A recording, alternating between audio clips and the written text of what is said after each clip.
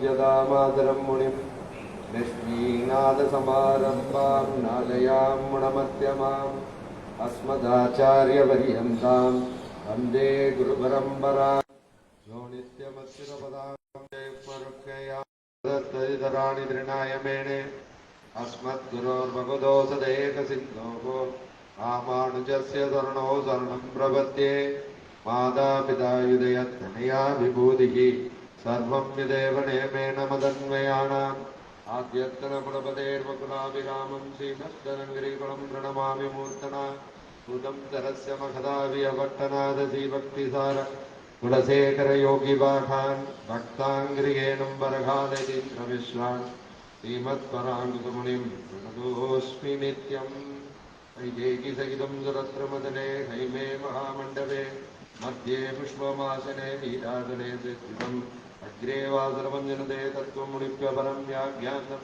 हृदापि परिवृतं रामं भजे श्यामलम् शेषार्यवंशोऽभिमुलोत् अधिशीलभानुं गोविन्दसूरितनयं तदवाप्तबोधं तत्पादसंश्रयसुखनिखिलागमाट्यं श्रीवासलोकगुरुं मन्मगम् आश्रयामः द्राविडागामबोद्धारं मणन्दार्यकुलोद्भवं श्रीनिवासाचार्यतनयं रङ्गनाथं मगं भजे.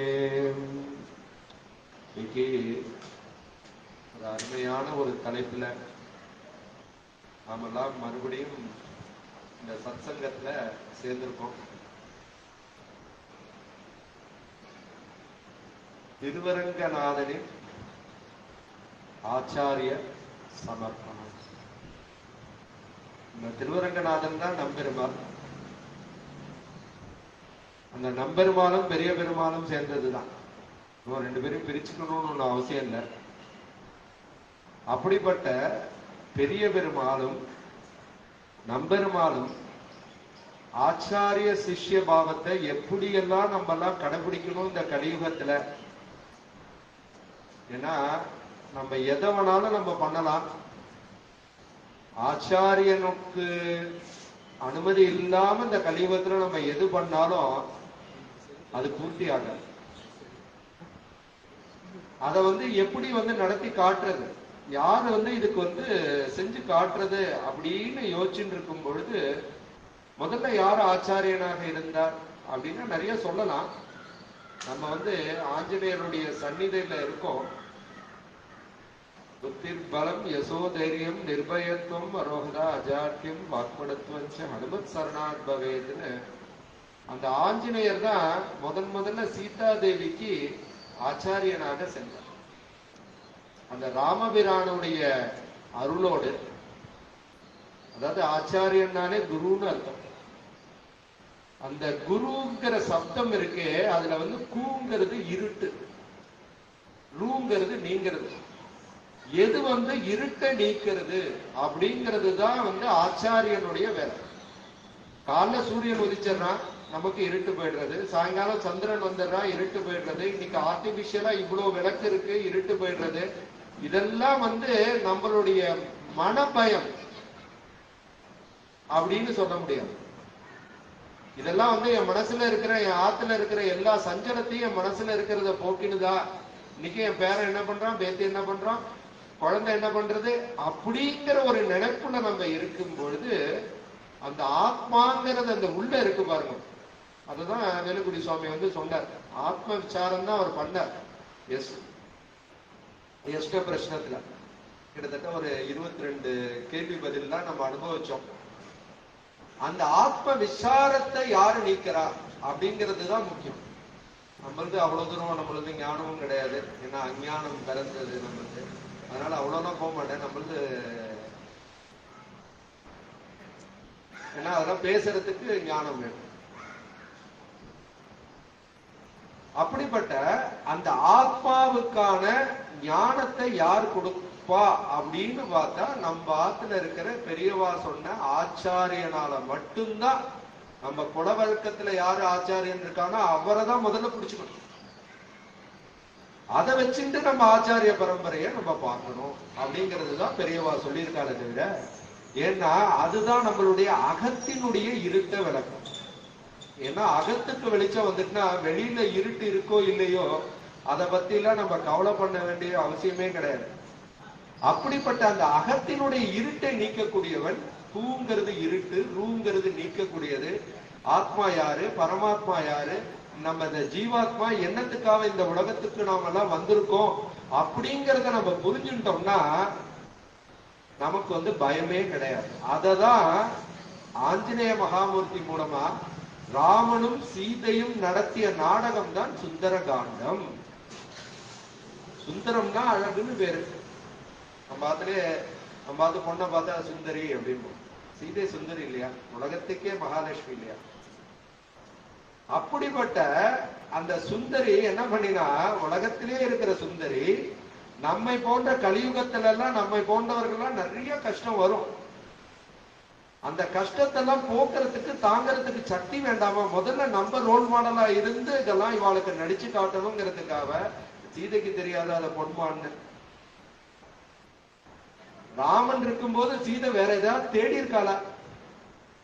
யோசிச்சு பார்க்கணும். ஆனா இந்த கலியுகத்துல நம்ம எல்லாம் எவ்வளவோ துன்பங்கள் வரும்பொழுது அதெல்லாம் தாங்கி கொண்டிருந்து நாம சங்கீர்த்தனம்ங்கிற அந்த ஆச்சாரியனுடைய திருவடியை பத்திண்டு நாமெல்லாம் செயல்படுத்தணுங்கிறதுக்காக அன்னைக்கே இவர்களெல்லாம் நடத்திய நாடகம் தான் நமக்கெல்லாம் ஒரு ரோல் மாடலா அவ செஞ்சு காட்டியிருக்கான். அப்படிப்பட்ட ஆஞ்சநேயர் இந்த கடலிலிருந்து அந்த கடலுக்கு போகும்பொழுது எவ்வளவோ தடைகள் எல்லாம் ராமநாமத்தினாலே அதையெல்லாம் வென்றார் அப்படிங்கிறது நம்மளே இங்க நிறைய பார்க்கிறோம். சுந்தரகாண்டம் கிட்டத்தட்ட 3 நாள் அடியேனே கொடுத்திருக்கேன். ஆச்சாரியனுடைய அருள்னாலும் ராமபரிவாரனுடைய அருள்னாலும். அப்படி பார்க்கும் பொழுது முதல்ல பார்க்கும் பொழுது இந்த சந்நிதிக்கு உகந்த ஆச்சாரியன் யாருன்னா அந்த ஆஞ்சநேய மகாமூர்த்தி. அந்த ஆஞ்சநேய மகாமூர்த்தி எப்படிப்பட்ட வாக் சாதுரியம்! ஆஞ்சநேயருக்கு தெரியாத விஷயமே கிடையாது. 4 வேதத்துக்கும் அதிகாரி. ராவணனும் 4 வேதத்துக்கும் அதிகாரி. அதுதான் பிரச்சனை. ஆனா அவர் ராமன்கிற திருவடிய சீதா தேவியினுடைய கடாட்சம் பெற்றதுனால பிடிச்சிருந்தான். உடனே கேட்கலாம், ராமர் தனியானா வந்தார் லட்சுமண ஆழ்வாரோட இளையாழ்வாரோட, எங்க சீதையினுடைய அருள் பெற்றது?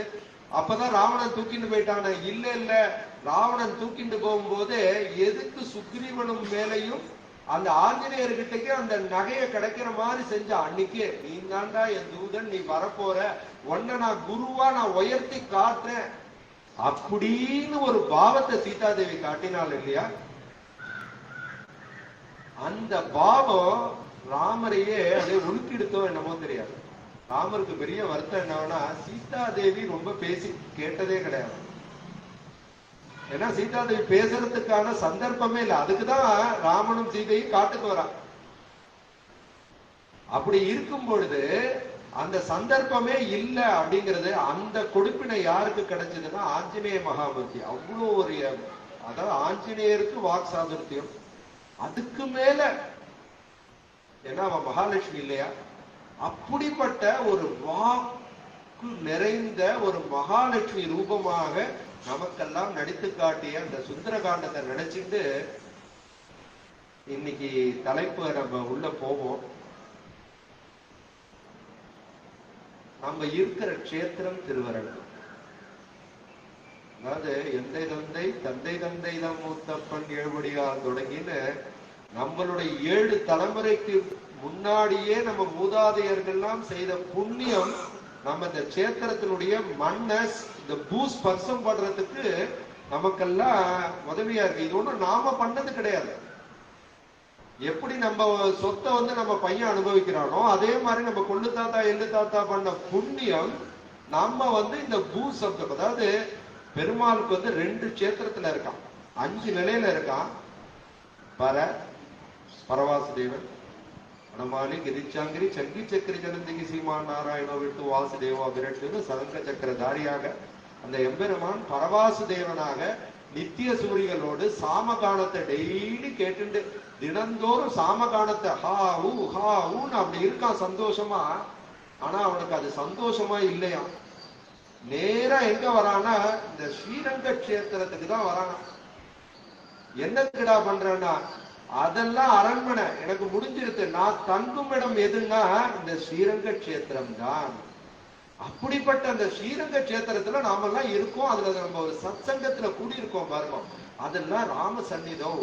அந்த ராமனும் சீதையினுடைய அருள் தான், அந்த ஆஞ்சநேயருடைய அருள் தான் அப்படின்னு நம்ம நினைக்க வேண்டியது. அப்படிப்பட்ட சீமன் நாராயணன் ஒன் நாராயணாய வித்மகே வாசுதேவாய தீமகி தன்னோ விஷ்ணு பிரஜோதயான்னு பரவாசு தேவனாக, அப்புறம் பார்க்கடல் நாதனாக வியூகம். அப்படி ஒவ்வொரு இதுவா எடுத்து பார்க்கறான். ஆனா அவனுக்கு ஒரு மனசுல இப்படி தைரியம் இல்லாமையே எல்லாரும் இருக்காளேன்னு ஒரு வருத்தம் இருக்கு. என்ன பண்றது? கலியுகத்தை பத்தி அவன் கவலைப்படல. முதல்ல அவன் இருக்கிறது திரேதா யுகத்தை பத்தி கவலைப்படுறான். அவெல்லாம் தியானத்திலேயே முழுகின்ற இருந்தவா. கிட்டத்தட்ட 10 வருஷம் 20 வருஷம் அப்படியே சர்வசாதாரண. அவளோட ஆயுட்காலமே லட்சக்கணக்கான 10,000 கணக்கு. ராமனே 12,000 வருஷம் ஆட்சி செய்யலையா? தசரதன் லட்சக்கணக்கான வருஷங்கள் இருந்திருக்காங்கிறா. சுமித்திரர் எவ்வளவு வருஷம் இருந்தார்னு தெரியாது. வசிஷ்டர் எவ்வளவு வருஷம் ஆச்சாரிய பரம்பரையில இருந்தார்னு தெரியாது. அவ்வளவு தூரம் இருந்தவா இருக்கும் பொழுது எம்பெருமான் காத்துட்டே இருக்கான். ஆனா இவாழ்கிட்டலாம் உறுதி இல்லாமையே இருக்கே அப்படிங்கிறது ஒரு மனசுல ஒரு வருத்தம் இருக்கும். என்னது? அடுத்தது விபவ அவதாரமா வரான். அதாவது 10 அவதாரங்கள். அந்த அவதாரங்கள் நிறைய எடுக்கிறான். அதுல 10 அவதாரங்கள். அந்த 10 அவதாரங்கள்ல மென்மையான அவதாரம் அப்படின்னா ராமாவதாரமும் கிருஷ்ணாவதாரம். ஏன்னா தானே வைகுந்தநாதன் இங்க இருந்து வாழ்ந்து காட்டுறான். ராமாய ராமபத்ராய ராமச்சந்திராய வேதனே ரகுநாதாய நாதாய சீதாயா வதையே நமகான்னு அந்த ராமபிரான் நமக்கெல்லாம் எல்லாருக்கும் பிரியமா இருக்கான். எப்படி ஒரு சிஷ்யன் இருக்கணும் அப்படிங்கிறத முதல்ல அவன் விபவதாரத்துல நடத்தி காட்டுறது ராமபிரான். ராமபிரானை எங்கடா பார்க்கலாம் அப்படின்னா, ஏதாவது ஒரு ஆச்சாரிய புருஷனுடைய திருவடியில உட்கார்ந்துட்டு அவளை காலை பிடிச்சு விட்டுட்டு சொல்லுப்போம் பண்ணலாம். அப்படி வசிஷ்டருக்கும் அருந்ததிக்கும் அவ்வளவு கைங்கரியம் பண்ணியிருக்கான். அப்படிங்கிறச்ச தனக்கு தாயாக இருந்த அருந்ததி எவ்வளவு தூரம் வசதிருக்கான் பாருங்க. இன்னைக்கு நம்ம குழந்தைகள்லாம் கல்யாணம் ஆன பிறகு எதை பார்க்கிறோம்? அருந்ததி நட்சத்திரத்தை பாருங்க. அப்படிப்பட்ட தன்னுடைய தாயாரா இருந்து அந்த சிஷ்யனா இருந்து அவன் கல்வி கற்றானோ இல்லையோ, அப்ப அந்த அருந்ததி தாய் தானே எல்லாமே கவனிச்சுட்டு இருந்தா. அவன் மாதிரி ஒரு பத்னி விரதம் நம்ம பார்க்க முடியாது. அப்படிப்பட்ட பத்னி விரதையை பார்த்து இந்த குழந்தைகள் எல்லாம் வாழ்க்கையை ஆரம்பிக்கணும். சின்ன சின்ன சஞ்சலங்கள்லாம் வாழ்க்கையில வரும். அதுக்கெல்லாம் அசரக்கூடாது. அவளுக்கு இருந்த மாதிரி நாம இருக்கணும் அப்படிங்கிறத இந்த குழந்தைகளுடைய மனசுல விதைக்கணும். அப்படிங்கிறதுக்காக தானே அருந்ததி நட்சத்திரத்தை பார்க்க சொல்றான். இப்படியே போயிட்டே இருக்கு.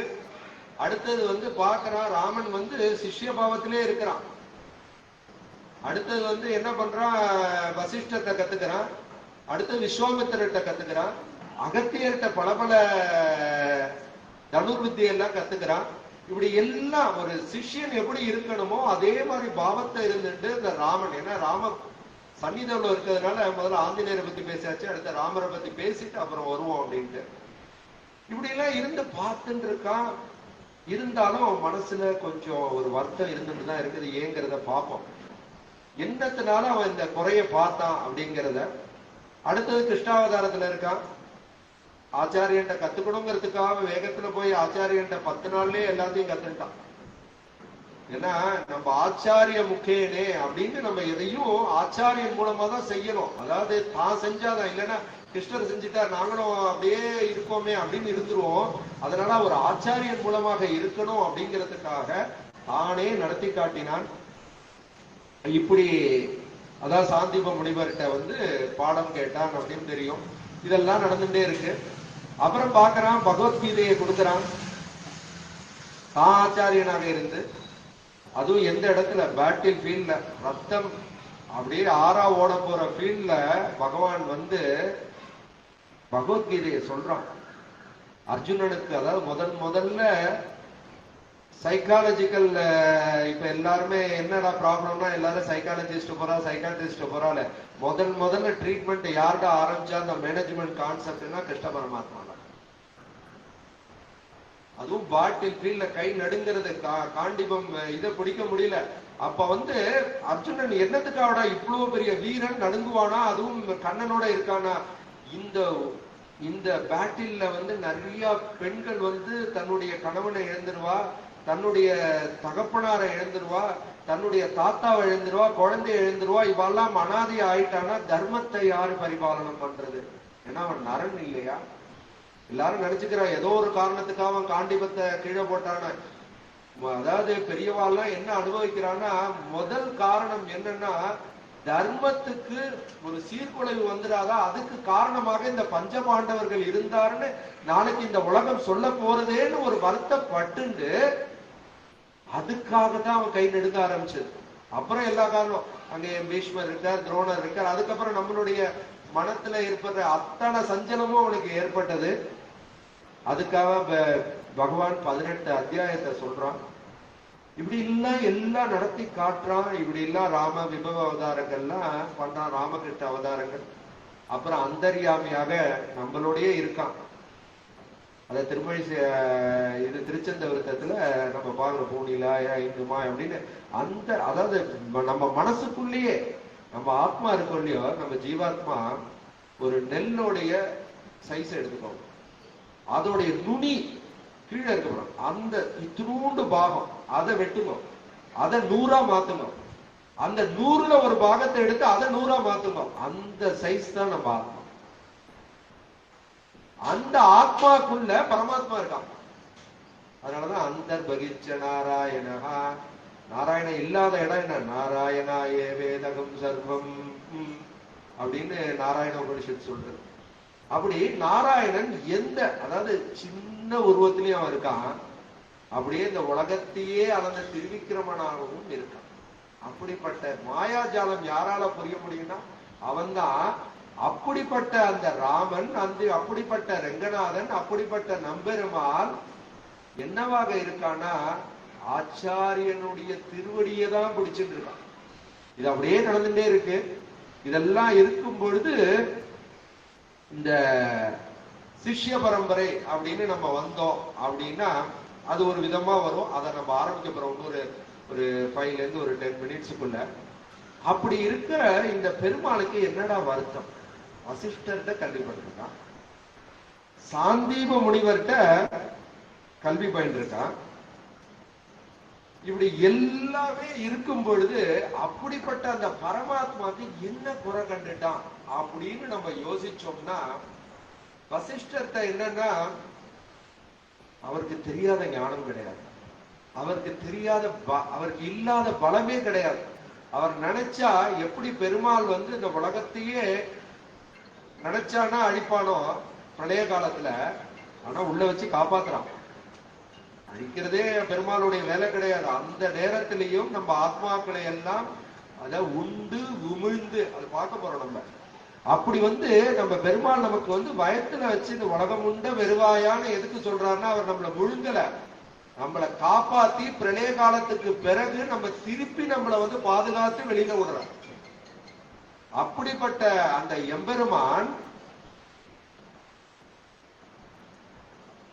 அப்படிப்பட்ட அந்த எம்பெருமான் என்ன அப்படியே இருந்துட்டே இருக்கும் பொழுது அப்படியே யோசிக்கிறான். வசிஷ்டர்கிட்ட வந்து நம்ம நல்லா கல்வி பயின்றோம், நன்னா இருந்தோம். ஆனா என்னன்னா அவருடைய பாருங்க எவ்வளவு பெரிய தவசீல, அருந்ததி எவ்வளவு பெரிய உயர்ந்தவர். இப்பயும் நம்ம அருந்ததி நட்சத்திரம் பார்த்தோம் தானே சொல்லிட்டு இருக்கோம். அப்படி இருந்தும் என்ன பண்றதுன்னா அவருடைய மகன் சக்திங்கிறவரும், மகன்கள் கூட சொல்லலாம், ஒரு ராட்சசனால சாப்பிடப்பட்ட. அது சின்ன கதை, அது போனோம்னா ரொம்ப இதாயிடும். அப்படி இருக்கும் பொழுது இந்த உலகத்தையே கண்ட்ரோல் பண்ற சக்தி இருக்கிற வசிஷ்டர் அப்படின்னா எதுவுமே பண்ணல. ஆனா என்ன பண்ணிட்டார்னா ஆத்ம விசாரம் பண்ணிட்டார். சிச்சோ என் பையன் போயிட்டானே, நான் இனிமே எதுக்கு வாழணும்னு நினைச்சிட்டார். நினைச்சு என்ன பண்றார், தன்னை தானே ஆத்மகத்தியா பண்ற லெவலுக்கு. ஆத்மகத்தியான தற்கொலை எதுவுமே பண்ணக்கூடியாத ஒரு விஷயம் என்னன்னா அந்த விஷயம் மட்டும்தான். திருப்பி திருப்பி சொல்ல வேண்டாம், நல்லதை மட்டும்தான் நம்ம சொல்லணும். ஆனா அவருக்கு ஏற்பட்ட சோகத்தை பாருங்க. அப்படி ஆன உடனே எம்பெருமான் யோசிக்கிறான், இவர் தானே என் குரு, இவர் தானே ஏன் இருட்ட போக்கினார்? ஆத்மா வேற, ஜீவாத்மா, ஜீவாத்மா தான் ஆத்மா, பரமாத்மா. அது மட்டும் இல்லாம இந்த உடல் சரீரம் அது வேற. ஆத்மாதான் என்னைக்கும் அழிவற்றது அப்படின்னு தானே கீதையில பகவான் சொல்லியிருக்கான். இப்படி எல்லாம் எனக்கு போதிச்ச அந்த வசிஷ்டரே இந்த இடத்துல போய் இப்படி பண்ணிட்டாரேன்னு ஒரு மனசுல வருத்தம். ஒரு ஆச்சாரிய இலக்கணத்திலேருந்து கொஞ்சம் நழுவிட்டாரோ அப்படிங்கிற ஒரு வருத்தம் அவருக்கு இருந்தது. அப்பனா நம்மள மாதிரி சாமானியர்கள்லாம் என்ன பண்ணுவா கலியுகத்துல யோசிச்சு பாருங்க. எல்லாருக்கும் ஒரு துக்கம் இருக்கு, எல்லாருக்கும் ஒரு இன்பம் இருக்கு. அந்த இன்பத்தை நம்ம நினைக்கிறதே கிடையாது. அந்த சின்ன ஒரு துக்கம் என்னைக்கோ ஏற்பட்டதே நம்ம யோசிச்சுட்டு இருக்கோம். அது என்ன அவளை மாதிரி பெரியவாளுக்கே முடியாதப்ப நம்மள மாதிரி சாமானியர்கள்லாம் என்ன பண்ணுவா அப்படின்னு யோசிக்கிறான் பகவான். அடுத்தது பாக்குறான் விஸ்வாமித்திரர் ஒரு சின்ன ஒரு விஷயத்துக்காக வசிஷ்டருக்கும் விஸ்வாமித்திரருக்கும் நடந்த சண்டையை யோசிக்கும் போது தனது ஆச்சரியம்னா, விஸ்வாமித்திரர் சீதையும் ராமனையும் சேர்த்து வச்ச மகான் இல்லையா? யாருக்கும் கொடுப்பனை கிடைக்கும். அந்த பரமாத்மா விட்டுவ அந்த உலகத்தையே தன்னுடைய ஓம் பகவன் நாராயண விமதான ரூப சுரூப ரூப குண விபவைஸ்வரிய ஸ்ரீலா அனவதிகாதிய அசங்கேய கல்யாண குணகணாம் பத்மவனாலயாம் பகவதீம் ஸ்ரீயம் தேவி நித்யான பாயினி அப்படின்னு கத்தியத்திரத்துல சுவாமி ஆரம்பிக்கிறார் எம்பெருமானார். அப்படிப்பட்ட மகாலட்சுமி, உலகத்தையே சுந்தரி. அப்படிப்பட்ட அந்த சுந்தரனையும் சுந்தரியையும் சேர்த்து வைக்கக்கூடிய பாக்கியம் யாருக்கு கிடைச்சது? இதுல விஸ்வாமித்திரருக்கு. இந்த விஸ்வாமித்திரனுடைய ஆணைக்காக தானே ராமன் இருந்தா. அந்த வில்லை எடுத்தா என்ன ஆச்சுன்னே தெரியல. அத்தனை நேரம் அந்த வில்லோடைய பலம் இருந்தது. ராமனுடைய பலம் பட்டோன்னு அந்த வில்லோட பலம் எங்க போச்சுன்னே தெரியல.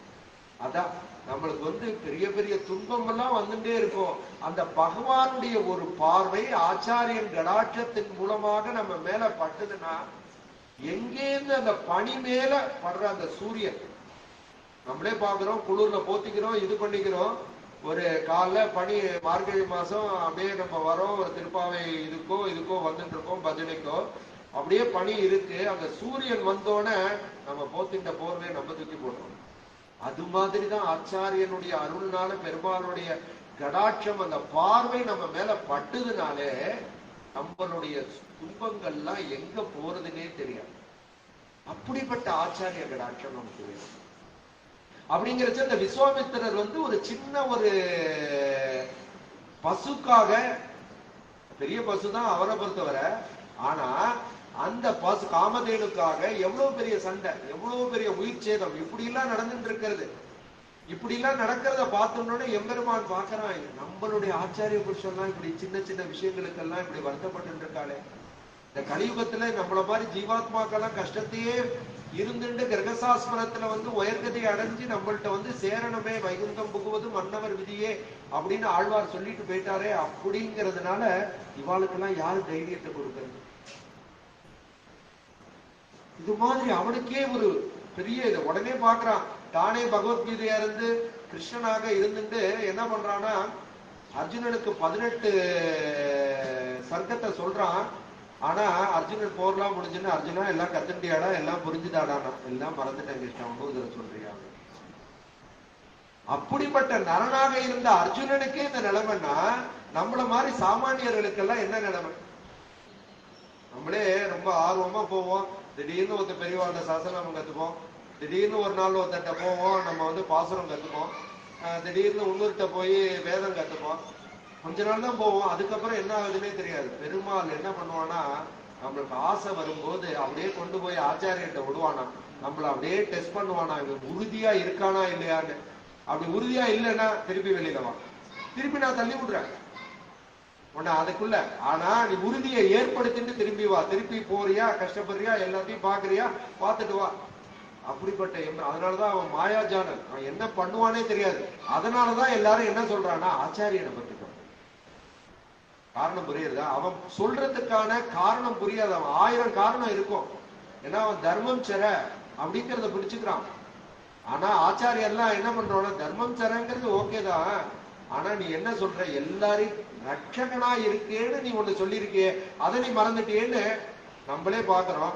நம்ம அதுலயே ஒருத்தர் வந்து நம்ம அதுல ஒரு பெரியவா இருக்கானா, சொன்ன பேச்சே கேட்க மாட்டா. அவ சொன்னதையே சொல்லிட்டே இருப்பானா. அப்பா சொல்லக்கூடிய ஒருத்தர் சொன்னாதான் அவ கேட்பான். அது மாதிரிதான் பெருமாள். அவ சொல்லுவா, இவன் பண்ணது தப்பு தானே, இந்த குழந்தை பண்ணது தப்பு தானே அப்படின்னு அவ பெரியவா சொல்லிட்டே இருப்பான். அவ தர்மம் சரலையே இருக்கா. அடுத்த வார்த்தைய அந்த பகவானுக்கு ஞாபகப்படுத்துறது, அங்க போய் அவாத்துக்காரியோ இல்ல வேற யாராவது ஞாபகப்படுத்தினான்னு வச்சுக்கோ, கேட்க மாட்டா. அவ சொல்ற மாதிரி ஒருத்தர். அவ யாருன்னா ஆச்சாரியன். அப்பா நீ ரட்சகனா இருக்கியே அப்படின்னு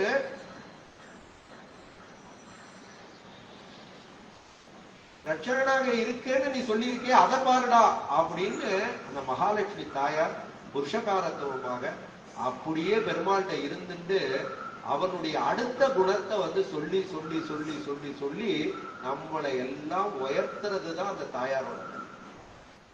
அதனாலதான் பெருமாளுக்கு எவ்வளவு குணம் இருக்கோ அதே குணம் தான் பிராட்டிக்கும் இருக்கு.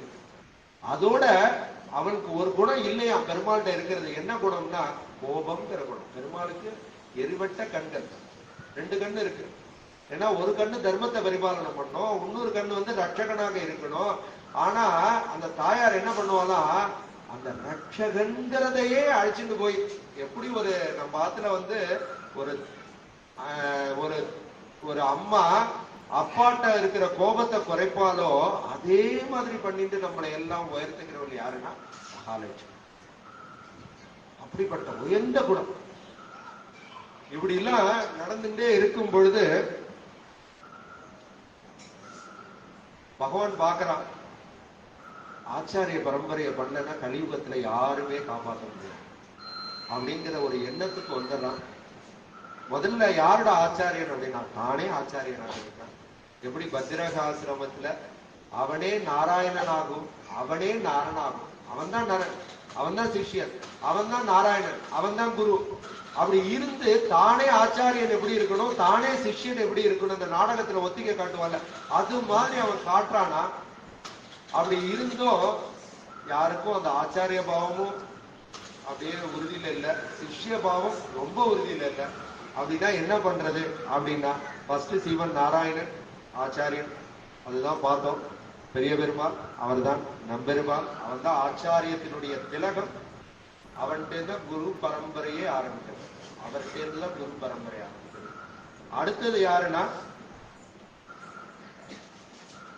பெரிய பிராட்டி மகாலட்சுமி. அதான் பார்த்தோம், புருஷகாரத்துவமாக நம்ம எல்லாம் பகவான்கிட்ட சேர்ப்பதற்காகவே போராடி போராடி போராடி போராடிண்டே இருக்கா. அப்படிப்பட்ட மகாலட்சுமி. அதுக்கு தானே நம்மளுக்கு வந்து பங்குனி உத்திரம்ங்கிற ஒரு நன்னாலே வந்தது. என்னத்துக்கு பிரணய கழகம் ஏற்பட்டது? நம்ம வாழ்க்கையில இது மாதிரி சண்டையெல்லாம் வரும், ஆத்துக்காரிக்கும் ஆத்துக்காரருக்கும். அதை பத்தி எல்லாம் கவலைப்படக்கூடாது. உயர்ந்ததான ஆச்சாரியனான நம்மாழ்வார் மாதிரி இருக்கிற ஒரு ஆச்சாரியனை பிடிச்சுக்கோங்க. அப்படி பிடிச்சிட்டீங்கன்னா கத்தியத்திரம் மாதிரி எம்பெருமானார் மாதிரி ஒரு 3 கத்தியம் நம்மளுக்கு கிடைக்கும் அப்படின்னு காட்டினது தானே பங்குனி உத்திரம். அப்படிப்பட்ட மகாலட்சுமி 2வது ஆச்சாரியராக நமக்கெல்லாம் இருக்க. அடுத்து சேன முதலியார், வைகுந்தத்துல இருக்கிற நித்தியசூரி, எம்பெருமானாருடைய எம்பெருமானுடைய சேனாதிபதி அப்படின்னு இருக்கிற எம்பெருமான் வந்து 3 விதமும் அவனே தான் செய்யறான். படைத்தல், காத்தல், அழித்தல் 3த்தையும் அவனே செய்யறான். அதுக்காக தான் 3 லட்சணத்தை கொண்டு வந்தான். ஏன்னா 7 14 லோகம் தான் நம்ம யோசிச்சுட்டு இருக்கோம். இது மாதிரி அண்ட கணக்கான உலகங்களை நம்மளுக்கு இருக்கிறது பூ, அடுத்த புவகா, சுவகா, மககா, ஜனகா, தவகா, சத்தியலோகம். அதே மாதிரி கீழே ஒரு 7 இருக்கு, பாதாள லோகம் வரையும். இந்த 14 லோகம் தான் நம்மளுக்கு. அதுவே நம்மளுக்கு தெரிஞ்சது ஒன்லி பூ, அதுவே நமக்கு தெரிஞ்சது ஸ்ரீரங்கம், அதுவே இந்த சத்சங்கம். இவ்வளவுதான் நம்மளுடைய ஞானம். ஆனா இது மாதிரி லட்சக்கணக்கான அண்டங்களை எல்லாம் எம்பெருமான் நிர்வகிக்கின்றான். அவ்வளவு ஒரு பராக்கிரமம். அதுக்கு ஒவ்வொரு லோகத்துக்கும் ஒண்ணா நியமிக்கிறான். நான்முகனை நாராயணன் படைத்தான், நான்முகனும் தான்முகமாய் சங்கரனைத்தான் படைத்தான், நான்முகமாய் அந்தாதி மேலிட்டு அறிவித்தேன் ஆழ்வருளை சிந்தாமல் பொன்மினியை தேர்ந்து நான்முகன் திருவந்தாதில ஆழ்வார் உபதேசிக்கிறார். என்ன செய்யறான்னா அந்தந்த லோகத்தை இப்ப நம்ம வந்து யோசிச்சு பாருங்க, ஒரு கவர்மெண்ட் இருக்கு, சென்ட்ரல் கவர்மெண்ட் இருக்கு. ஒவ்வொரு தரையும் வந்து நம்ம பிரைம் மினிஸ்டரோ பிரசிடென்டோ வந்து இங்க வந்து ஆட்சி செய்ய முடியுமா? எவ்வளவு கீழே இருக்கு. அது மாதிரி அந்த கீழைக்குள்ள ஒவ்வொரு நிர்வாகம் இருக்கு. அந்த நிர்வாகத்தை எல்லாத்தையும் அப்படியே கொண்டு வர்றதுதான் அந்த எம்பெருமான். அப்படிப்பட்ட எல்லா இடத்துலயும் அந்த ஜீவாத்மாக்களை ரட்சணம் பண்ணணும்னு ஒரே காரணத்துக்காக தான் இந்த ஸ்ரீரங்கத்துல கஷேத்திரத்துல அந்த எம்பெருமான் வந்து இருக்கான். அவன் எதுக்காகடா இருக்கானா?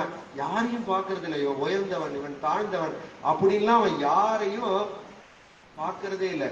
ஏழையே தனன் கீழ்மகன் எண்ணாது இறங்கி மற்றவர்க்கு இன்னருள் சுரந்து மாழைமான் மடநோக்கி உன் தோழி உம்பி எம்பி என்றொழிந்திலை உகந்து தோழன் நீ உனக்கு இங்கு ஒழி என்ற சொற்கள் வந்து அடியேன் மனத்திருந்திட ஆழி வண்ணனின் அடியினை அடைந்தே அணிபொழில் திருவரங்கத்தம்மானே.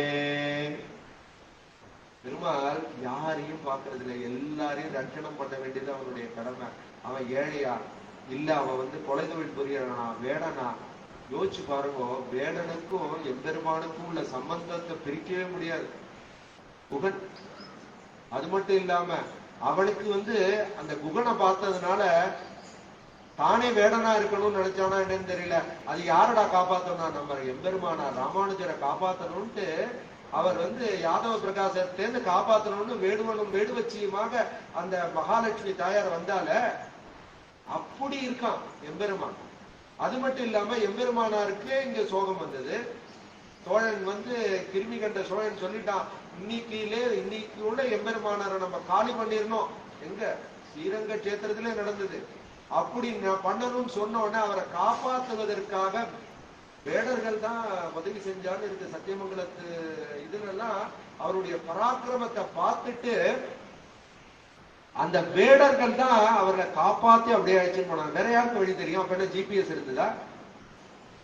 யாருக்கும் கிடையாது. அழைச்சிட்டு போய் திருநாராயணபுரத்துல சேர்க்கிற வரலில் இவாளுக்கு எப்படிப்பட்ட ஒரு பெரிய ஒரு செஞ்சதுன்னா வேடவர்கள்.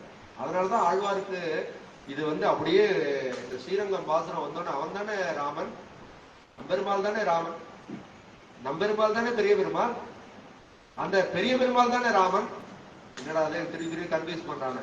அந்த ராமன் அந்த இஸ்வாகு குல வம்சத்துல உதிக்க போறான்னு தெரிஞ்சோன்ன பெரிய பெருமாள் யார்கிட்ட இருந்த பிரம்மா ஆராதித்த பெருமாள் உடனே இஸ்வாகு குலத்துக்கு வந்துட்டான்.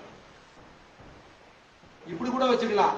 இந்த ராமன்கிற மாதிரி ஒரு பெரிய ஒரு நவரத்னம் இந்த உங்க குலத்துல உதிக்கணும்னா நீ இந்த பிரம்மாட்ட இருக்கிற பெரிய பெருமாளை நீ ஆராதிச்சுட்டே இருந்தேனாதான் அந்த ராமன் வந்து தசரதனுக்கு மகனாக பிறந்தான்லாம் யாரும் சொன்னதில்ல. அவனே மகனாக வரித்தான், அவனை தந்தையாக வரித்தான்ங்கிறான் ஆச்சாரிய புருஷெல்லாம். அவன் வந்து பிறக்கல, அவன் முடிவு பண்ணிட்டான் இவன் தான் தசரதன் தான் என் தந்தை அப்படின்ட்டான். ஏண்டானா அவ எந்தை தந்தை தந்தை தந்தை மூத்த பொண்ணு நம்ம பார்த்தோமே. இவா 7 தலைமுறை வந்து இந்த பெருமாளுக்கு ஆராதனம் பண்ணதுனால அந்த ஆராதனை பெருமாளே குழந்தையாக அவதரித்தான். இதுதான் நடந்தது. ராமன் வந்துட்டார் அப்படின்னா ஆதிசேஷன் உடனே வந்துடார். சென்றால் முனையாம் இருந்தால் சிங்காசனமாம் நின்றால் மறுபடியாம் நீல்கடலுள் என்றும் புனையாம் மணிவிளக்காம் பூம்பட்டாம் முழுமனையாம் திருமார்கரவுன்னு என்னைக்குமே பிரியாது. பெருமாள் வந்து மகாலட்சுமியை கூட பிரிந்ததான பல சந்தர்ப்பங்கள் இருக்கு. ஆனா ஆதிசேஷனை பிரிந்ததுன்னு சந்தர்ப்பமே கிடையாது. பெருமாள் வைகுந்தம் போறோம்னா முதல்ல ஆதிசேஷனை தான் அனுப்புறார். அது வந்து ராமாயணமாக இருக்கட்டும் மகாபாரதமாக இருக்கட்டும். அப்படிப்பட்ட ஒரு கருடனுக்கு கூட சில அது வந்து நாடகம்னு சொல்றா. அது முடிஞ்சா நாளைக்கு பார்ப்போம். நாடகம்னு சொல்றா பெரியவா. அவ 2 பேரும் நடத்தின நாடகம் அப்படிங்கிறா. சில பேர் வந்து கருடனுக்குடைய கர்வபங்கம் ஏற்பட்டது, அதை வந்து நாங்க இது பண்ணோம் அப்படின்னு சொல்றா. அது முடிஞ்சா பார்ப்போம். எதுக்குன்னா அப்படிப்பட்ட எம்பெருமான் யாருக்கும் வித்தியாசமே பார்க்கறதில்லை. உயர்ந்தவன், இவன் தாழ்ந்தவன். இவன் பாருங்க, தசரதனுக்கு கிடைக்க முடியாத ஒரு கொடுப்பின ஜடாயுக்கு கிடைச்சது. ஜடாயு என்ன பண்ணது? ஒரு பறவை தானே, பராக்கிரமத்தை விடுமா. ஆனா ராமனை வெளியில போங்கிறதுக்கு காரணம் யாருன்னா தசரதன். யோசிச்சு பாருங்க. ராமன் போனானா மகாலட்சுமி பின்னாடியே போயிடுவார்ல. அதை கூட யோசிக்கல தசரதன். அதான் பேசாம இருந்தாலுமே தப்புதான். தர்மம் சரன்னு சொல்லியிருக்கு. அப்ப அவன் என்ன பண்ணிருக்கணும் அப்படின்னா, இந்த தர்மத்தை பாதுகாக்கிறதா அந்த தர்மத்தை பாதுகாக்கிறதா அப்படின்னா வசிஷ்டரை கூட்டிருக்கணும், தர்பாரை கூட்டிருக்கணும், பொதுமக்கள் எல்லாம். அதான நம்ம ஜனநாயகம். நம்ம சொல்ற ஜனநாயகம். அந்த இடத்துல தசரதன் சின்னமா ராமரை ஆட்சியில அமர வைக்கிறதுக்கு எல்லாரையும் கூட்டான். அப்ப அவனுக்கு வருத்தம் கூட ஏற்பட்டுதான். எல்லாரும், தசரதா இப்பயாவது உனக்கு புத்தி வந்ததே அப்படின்னு அங்க இருக்கிற மக்கள்லாம் ஆச்சரியமா போயிட்டான். உங்களுக்கு என்ன நான் குறை வச்சேன் அப்படின்னு கேட்டானா. நீ வேற அவன் வேற. அவன் எங்காத்து குழந்தை, அவன் ராஜாவா வருதுங்கிறது வேற, நீ ராஜாவா தான் இருக்க. உனக்கும் அவனுக்கும் உள்ள வேறுபாடு டிஃபரெண்ட் அப்படிங்கிறது. அப்படி தர்பாரை கூப்பிட்டு இவன் தான் அரசன் முடிவு பண்ண. ஆனா கைகேயி சொல்லிட்டாங்கிறதுக்காக பேசாம இருந்துட்டேடா. யோசிச்சு பாருங்க, தந்தையா இருக்கிறதுக்கு கடைசியான ஒரு கைங்கரியம் அந்த ராமபிரான்ட்டு கிடைக்கல.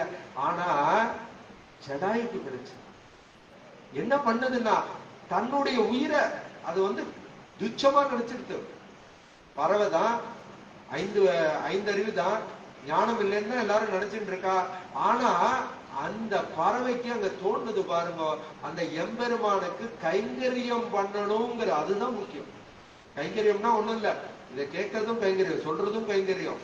எது ஒரு பூ தொடுத்து கொடுத்தா கைங்கரியம், சேவிச்சா கைங்கரியம். இப்படி எது செஞ்சாலுமே நம்ம பெருமாளுக்கு கைங்கரியம் தான். அவன் எதையும் எதிர்பார்க்கிறதே கிடையாது. நம்மள்ட்ட அந்த மனசதான் எதிர்பார்க்க. அவன் இருக்கான்ல உள்ள, அந்த மனசு சுத்தமா இருக்கணும் அப்படின்னு தான் பாக்குறான். அதுதான் பெரியவா. அதுக்குதான் சத்சங்கம்.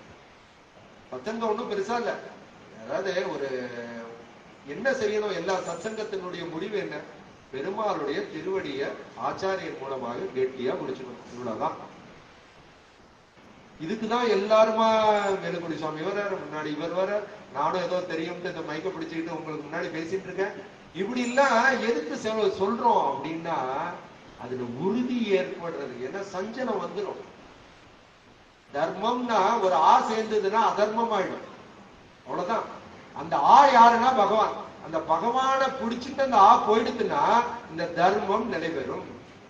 இல்ல நானே பண்ணுவேன் அப்படின்னு அகங்காரமும், அந்த அதே ஆக்க அந்த அகங்காரமும் மமங்காரமும் இருந்தது அப்படின்னா, மற்றபடி அந்த அழிவுங்கிற அந்த ஆ நம்மள கிட்டக்க வந்துருக்குன்னு அர்த்தம். அதுக்குதான் பெரியவாள்லாம் ரொம்ப சோகமா இருக்கும், ரொம்ப அகங்காரமா இருக்கோம்னா வேற எதுவுமே சொல்ல மாட்டான். நம்ம ஆச்சாரியனை சேவிச்சுக்குவாங்க, வேற எதுவும் சொல்ல மாட்டான். அவனுக்கு அட்வைஸ் எல்லாம் சொன்னா கேட்காது.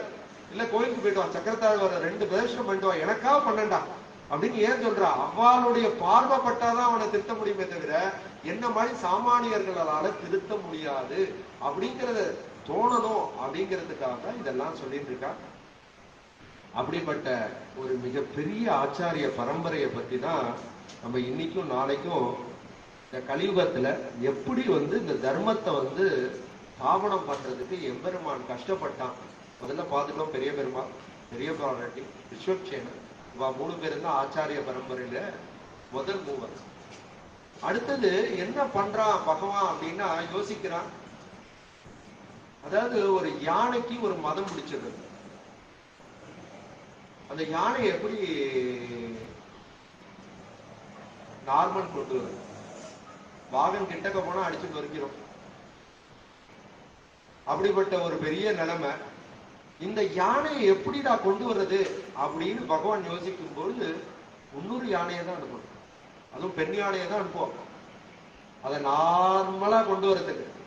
அதனால பார்க்கிறான், இந்த மனிதன் மிருகமா இருக்கிற இந்த மனிதனை மனிதனா மாத்தணும்னா என்னடா பண்ணணும் அப்படின்னா, மனிதனால மட்டும்தான் முடியும்ட்டு ஆழ்வார்களை எல்லாம் அனுப்புறோம்.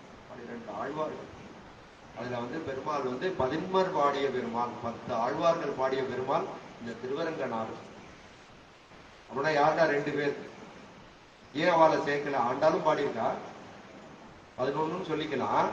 ஆனா ஆண்டாள நம்ம பூர்வாச்சாரியர்லாம் எப்படி பாக்குறாங்கன்னா காடஸாவே பார்க்கறாங்க. அவன் மகாலட்சுமி தான். இல்லைன்னா 5 குடிக்கு ஒரு சந்ததியான ஒரு 5 வயசுல இந்த ஞானம் ஏற்படுவான்.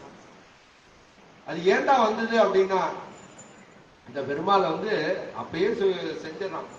எப்படானா, நம்மள மாதிரி ஜீவாத்மாலாம் கஷ்டப்படும் பொழுது காப்பாத்துறதுக்காக மகாலட்சுமியை பாக்குறானா. மகாலட்சுமி சொல்லிட்டா, நான் சீத்தையா இருந்தே ரொம்ப கஷ்டப்பட்டேன், என்னுடைய உள்ளூர் சொரூபமான ஆண்டாள அனுப்புறேன்ட்டு அனுப்பிச்சிடறான். அதனால திருவாடி பூரத்து ஜெகத்துதித்தால் வாழிய திருப்பாவை 30 செப்பினால் வாழியேன்னு இப்ப வேற எதையுமே பிடிச்சுக்க வேண்டாம். திருப்பாவைய தெரிஞ்சுட்டா போதும், திருமாலைய தெரிஞ்சுட்டா போதும். திருமாலைய தெரிஞ்சுட்டா எந்த ஆத்ம விசாரம் வேணாலும் பண்ணிடலாம். அதனாலதான் திருமாலை அறியார் பெருமாளை அறியார் அப்படின்னு பெரியவா சொல்லியிருக்காங்க. தொண்டரடிப்பொடி ஆழ்வாருடைய சரித்திரம் இங்கே கூட பார்த்திருக்கோம், நம்ம இங்கேயே இதை அனுபவிச்சிருக்கோம். அப்படிப்பட்ட ஆண்டாலும் ஏன்னா திருமாலை பார்த்தோம்னா அது பெரிய பெருமாளுக்கும் ஆழ்வாருக்கும் நடந்த சம்பாஷணை தான் திருமாலையா வந்திருக்கு. வேற ஒன்றும் புதுசா இல்லை. அவருக்கு நிறைய கேள்வி கேட்கிற, நீ இப்படி இருக்கியா அப்படி இருக்கியான்னா ஒன்னா பண்ணிட்டே வரும் பொழுது நான் இவ்வளவு கெட்டவனா இருக்கேன். அப்படியும் பெருமாள் நம்மளை எல்லாம் நம்ம கலியுகத்துல இப்பதான் ஒரு 20% இருக்கோம், 80% இருக்கு. 20% நம்மளால தாங்க முடியல. ஆனா 80% இருக்கிற நம்மளுடைய குழந்தைகள்லாம் தாங்கணும் இல்லையோ, அதை தாங்கிறதுக்காக தான் இது மாதிரி ஆச்சாரியர்களுடைய ஆழ்வார்களுடைய பிரபந்தங்கள்லாம் வந்தது. அப்படி இருக்கும் பொழுது முதல் ஆச்சாரியனாக எம்பெருமானே இருந்துக்கிறான். அடுத்ததாக பெரிய பிராட்டி, அடுத்தது சேன முதலியார், அடுத்தது நம்மாழ்வார். கிட்டத்தட்ட 5000 வருஷம் ஆயிடுத்து. நம்மாழ்வாரே பெருமாள் அப்படின்னு சொல்றவா இருக்கா. நின்ற ஞானமும் பொல்லா ஒழுக்கும் அழுக்குடமும் எண்ணின்ற நீர்மை இனியாம் புறாமும் உயிரளிப்பான் எண்ணின்ற யோனியுமாய் பிறந்தார் எமையோர் தலைவா மெய் நின்று கேட்டு அருளாய் அடியேன் செய்யும் விண்ணப்பம்னு நம்மாழ்வார் சொல்ல ஆரம்பிச்ச உடனே பகவான்லாம் வரிசையா வர ஆரம்பிச்சிட்டாங்க. எனக்கு மங்களாசாசனம் பண்ணுங்க மங்களாசாசனம். அப்பன்னா நம்மாழ்வார் எவ்வளவு பெரிய உயர்வானவர். அதனாலதான் உயர்ந்த நம் உடையவன் எவனவன் திருவாழ்மொழி ஆரம்பிக்கிற சாம வேத கீதனாக இருக்கின்ற அந்த பகவானுக்கு தமிழ் பாசனத்தினால, அதாவது திராவிட வேதத்தினால சமஸ்கிருத வேதத்தினால பண்ண முடியல அப்படிங்கிறதுனால எல்லாரும் எல்லாமும் கத்துக்கணும். அதுல நமக்கு தெரிஞ்சது என்ன கலியுகத்துல அப்படிங்கிறதுக்காக அந்த தமிழ் வேதத்தை புரிஞ்சிட அந்த 4000 படிச்சாலே போதுங்கிறதுக்காக தான் ஆழ்வார்கள் எல்லாம் அனுப்புறான். எல்லா ஆழ்வார்களும் என்ன பண்றாங்கன்னா ஏக கண்டரா ஒருத்தர் சொன்னதுதான் இன்னொருத்தர் சொன்னார். உடனே கேட்கலாம், எதுக்கு நான் ஒருத்தர் சொன்னதை இன்னொருத்தர் சொல்லணும், திருப்பி திருப்பி சொன்னா எங்களுக்கு போர் அடிக்கிறது அப்படின்னா, அப்பதான் எல்லாரும் சொல்றதும் ஒண்ணு அப்படிங்கறத புரிஞ்சுக்கிறதுக்காகவே படிப்பாங்க. நம்மாழ்வார் என்ன சொன்னார்? திருமங்கை ஆழ்வார் சொல்றதுதான் சொல்ற. திருமங்கை ஆழ்வார் என்ன சொல்ற? பொய்கையார் பூதத்தார் பெயழ்வார் ஆரம்பிச்சதுதான் சொல்ற. இப்படி எல்லா ஆழ்வார்களும் ஒரே விதமா ஒரே செய்தியை தான் சொல்றா, ஆனா வெவ்வேறு விதமா சொல்ற, அவ்வளவுதான்.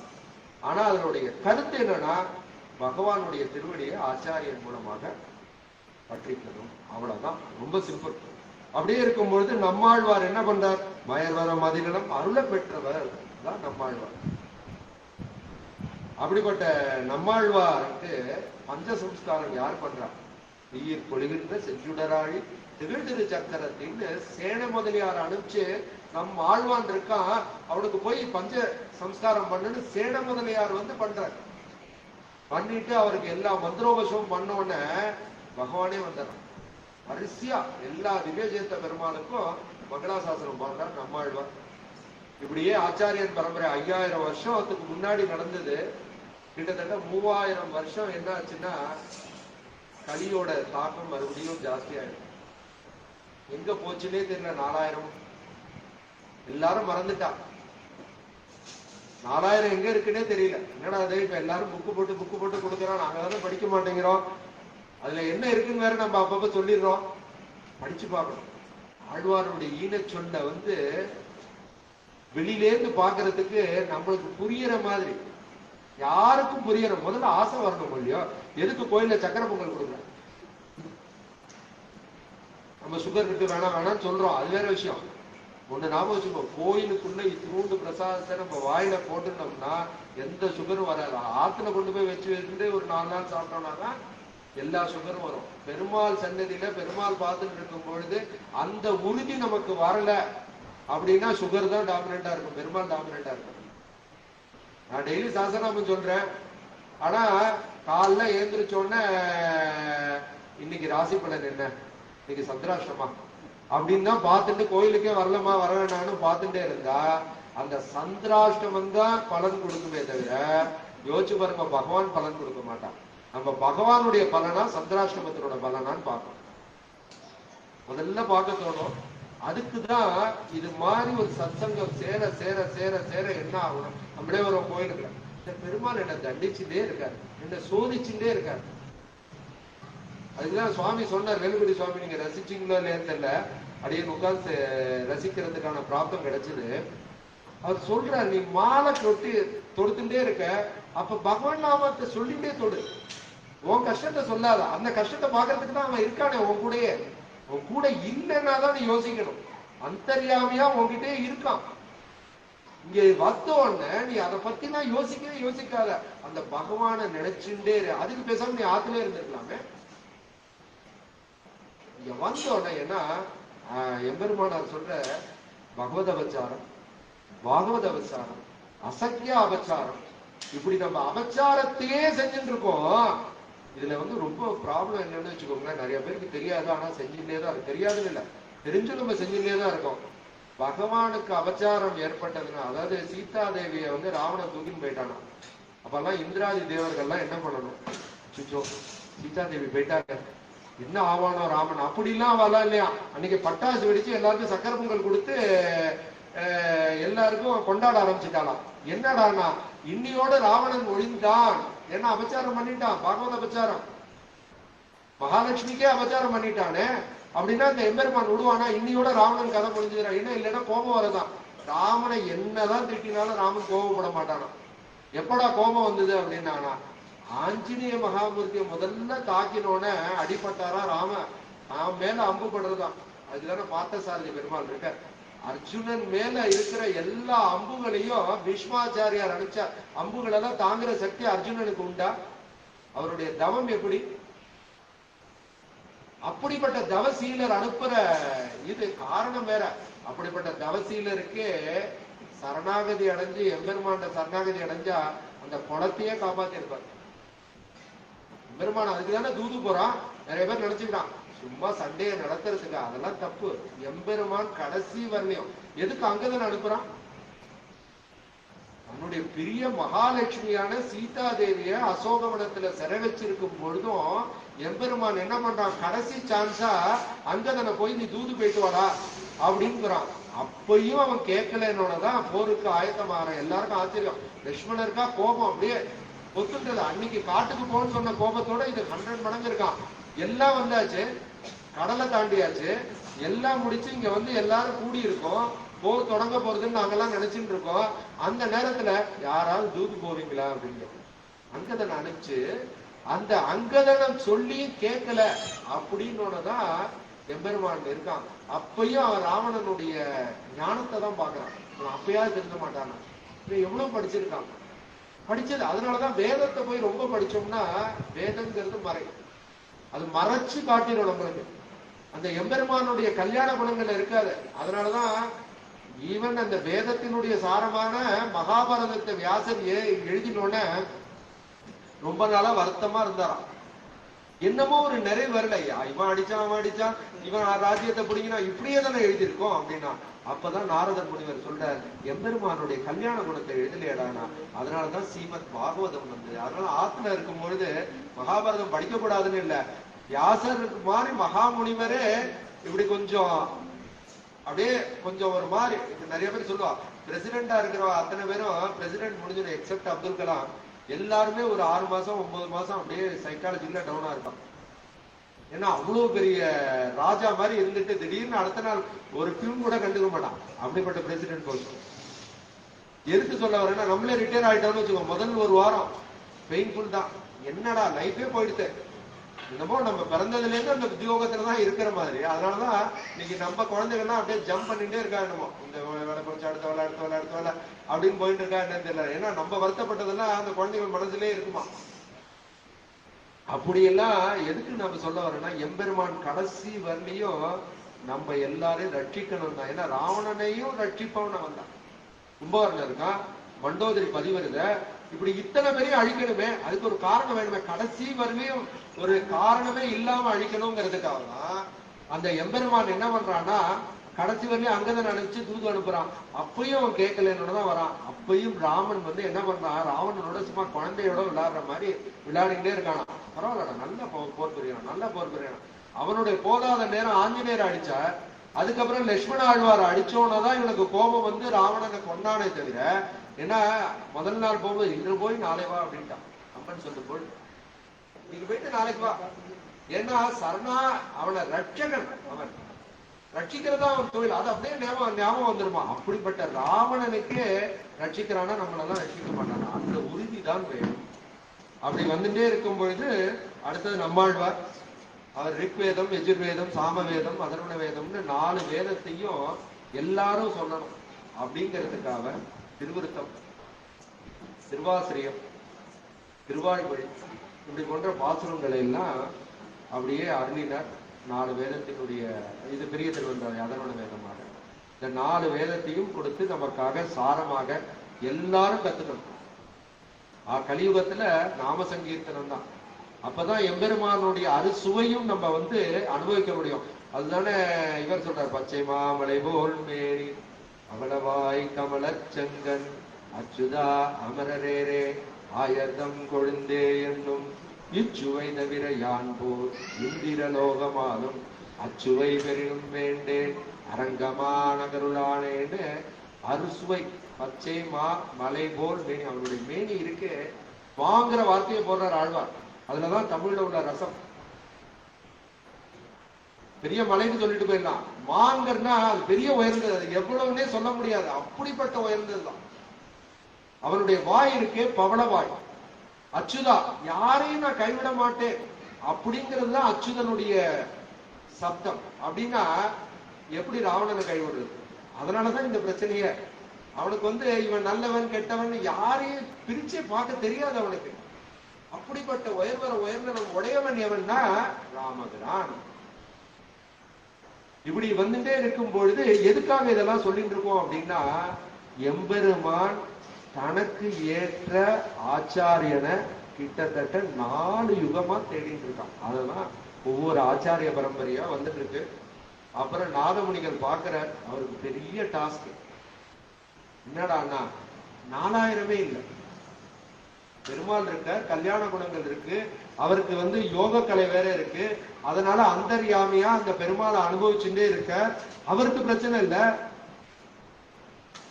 ஆனா நம்மள மாதிரி இருக்கவாளுக்கு என்ன பண்ண முடியும்? அப்ப எம்பெருமான் பாக்குறான், இவருக்கு யோக கலை தெரிஞ்சதுனால இவரை வச்சுதான் நம்ம ஒரு நாடகத்தை நடத்தணும்னு மேல்நாட்டுல இருந்து வரா. மேல்கோட்டையில இருந்து சிவைஷ்ணவா வீரநாராயணபுரத்துக்கு வந்துட்டே இருக்கும் பொழுது அவ ஒரு பாசுரத்தை பாடுறான்.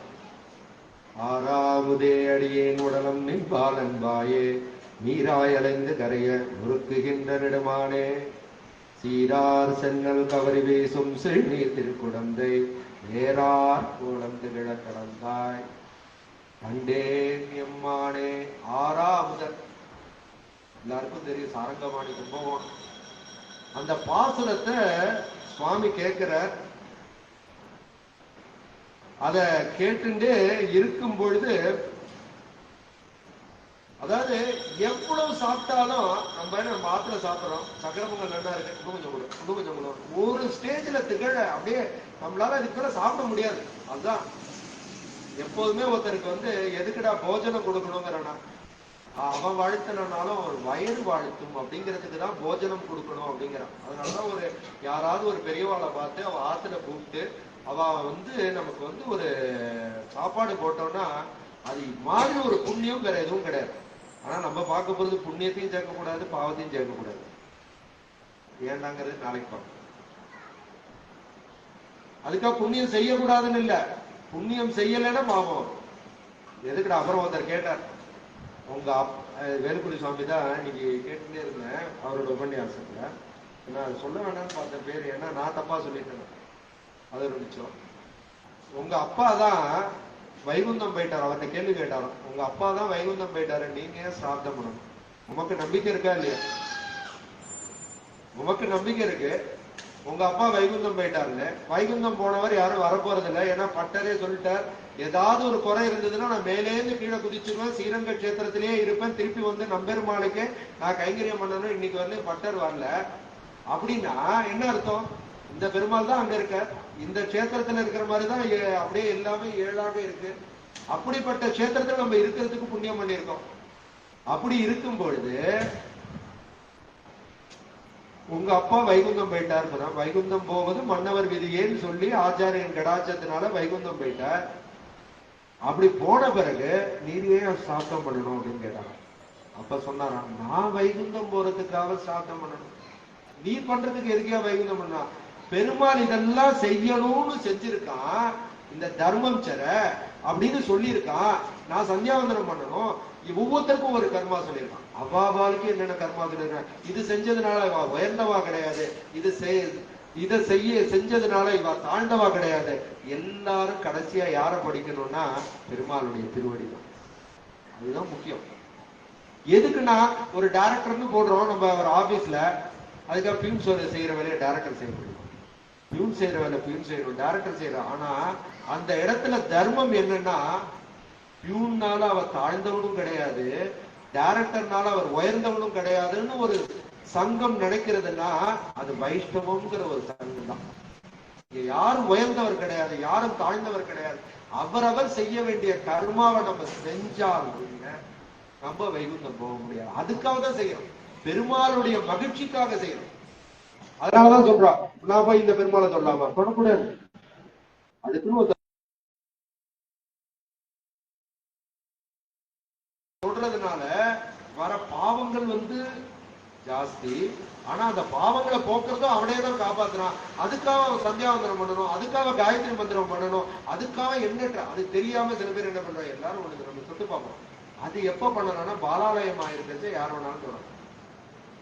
நம்ம நார்த்து போயிட்டு வந்துட்டாலே கேட்போம், அங்க எல்லாருமே இருக்கானா. இங்க என்ன பண்றான்னா, இங்க இருக்கிற கான்செப்டே வேற.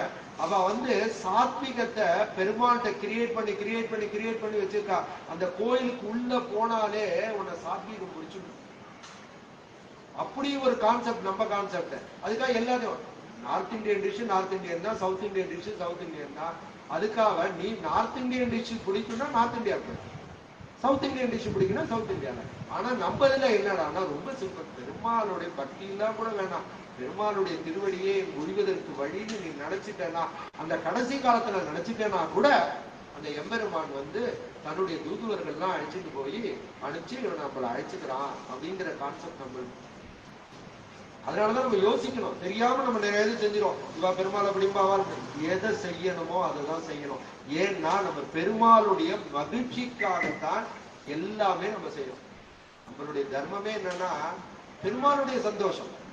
இதை செய்யறதுனால நீ உயர்ந்தவன் அவன் சொல்லல, இதை செஞ்சதுனால நீ தாழ்ந்தவன் சொல்லல. ஆனா என்னடா சந்தியாவந்தன தலைவா பண்றா அப்படின்னா, உலகம்லாம் நன்னா இருக்கணும் அப்படிங்கிறதுக்கு பண்றதுதான் சந்தியாவந்தனம். அதை பண்ணலன்னா என்னன்னா இவனுக்கு பாவம். இவனுக்குன்னு அதாவது போன பிறவில இவன் யாரா இருந்தானே தெரியாது, விலங்கா இருந்திருக்கலாம், ஈவன் தாவரமா கூட இருந்திருக்கலாம், இல்ல கல்லா கூட இருந்திருக்கலாம். இப்படி ஒண்ணு வர்றதுனால ஒரு பிறவியை வந்து பகவான் வந்து இதை பண்ணணுங்கிறதுக்காக நியமிக்கிறான். பெருமாள் என்ன பண்றான், பிரம்மாவுக்கு ஒரு வேலையை கொடுக்குறான், சிவனுக்கு ஒரு வேலையை கொடுக்குறான். இதே மாதிரி ஒவ்வொருத்தருக்கா நித்திய சூரிகள் எல்லாருக்கும் ஒண்ணு வேலையை கொடுக்குறான். எல்லாருக்கும் ஒண்ணு கொடுக்கும் பொழுது அவ வேலை. சூரியன் வந்து நான் சந்திரன் மாதிரி இருக்கேன் அப்படின்னு இன்னைக்கு யார் சொல்றான்?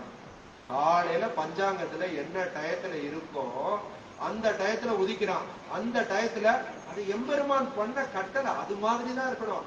அதை இளையாழ்வார் செஞ்சு காட்டினார். எம்பெருமானுக்கான உகந்ததையே எப்போதும் செய்யும். அவ்வளவுதான். அடுத்ததுல என்னன்னா எல்லாரும் ஒன்னா போய் வைகுந்தத்துல போய் கைங்கரியம் பண்ணணும், அவ்வளவுதான். நம்ம ஆச்சாரியன் இங்க இருக்கலாம், அடுத்து அதுக்கு அவளோட அப்பாவோ தாத்தாவோ அந்த ஆச்சாரியனே நம்மள வரவேற்பானா வைகுந்தத்துல வாசல்ல நின்று, அப்பா வந்துட்டியாடா, இவ்வளவு நாளா உனக்கு தோணாம இருக்கே அப்படியே அழைச்சிட்டு போய் எம்பெருமானுடைய இத்தனை நாளா எம்பெருமான தொட முடியாம இருக்கோமே, அப்போ ஒரு சுத்த சரீரத்தை கொடுத்து ஒரு சாத்வீக சரீரத்தை கொடுத்து அந்த எம்பெருமான நீ என்ன வேணாலும் விளையாடுறா, நீ எம்பெருமானுடைய குழந்தை அப்படின்னு சொல்லுவாங்க. எவ்வளவு பெரிய பிராப்தம். அதுக்கானதுதான். இதுல யாரும் எதுவும் செய்யக்கூடாதுன்னு இல்ல. இதை செய்யலைன்னா தான் பாவம்னு சொல்லியிருக்கேன் தவிர இதை செஞ்சா புண்ணியம்லாம் ஒன்றும் சொல்ல நம்ம கையில. இதெல்லாம் செய்யல. ஏன்னா உனக்குன்னு ஒரு வேலை கொடுக்குறேன். நம்மளே நம்ம ஆத்துல ஒருத்தர் கிளீன் பண்றவர அவருக்குன்னு ஒரு வேலையை கொடுக்குறோம். அவர் செய்யலைன்னா என்ன, செய்யாம பணம் வாங்கிட்டு போயிட்டாருன்னா என்ன, நம்மளுக்கு கோவம் வருதா இல்லையா? அதுதான் எம்பெருமான் இதெல்லாம் செஞ்சிருக்கான். அடுத்த பிறகு நீங்க வரலாம். ஏன் அடுத்த பிறவிக்கு யோசிக்கிற? அதெல்லாம் விட்டுட்டு வைகுண்டத்துக்கு எல்லாரும் சாமகாலம் நித்திய சூரிகள்லாம் பண்ற மாதிரி நீனும் பண்ண ஆரம்பிய அப்படின்னு சொல்றான். இல்லைன்னா மாறி மாறி பல்பிறப்பு எடுத்து ஏன் துக்கத்துக்கே போயிட்டு இருக்கேன்னு தான் எம்பெருமான் நம்மளை கேட்டுட்டே இருக்கணும். அதுக்காக தான் தூங்குற மாதிரி தூங்கிட்டு இருக்கான்.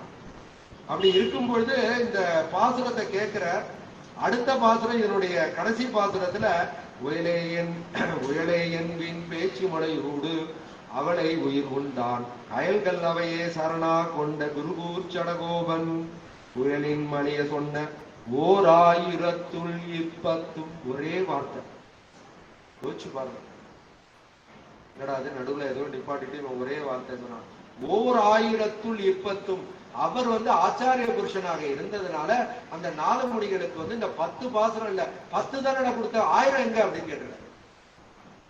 யோசிச்சு பாருங்க. அதான் தேடல். என்னைக்கும் தேடுதல் இருந்தா அந்த பகவானுடைய அருள்னால நம்மளுக்கு விடை கிடைக்கும். அப்படிப்பட்ட அந்த நாதமுனிகள் என்ன பண்ணிருக்கார்? 1200 வருஷத்துக்கு முன்னாடி நம்ம இருந்த ஆச்சாரிய புருஷன் அவர் திருக்குடந்தை 6வது பாடத்தினுடைய 10 பாடம் தான் கிடைச்சிருக்கு.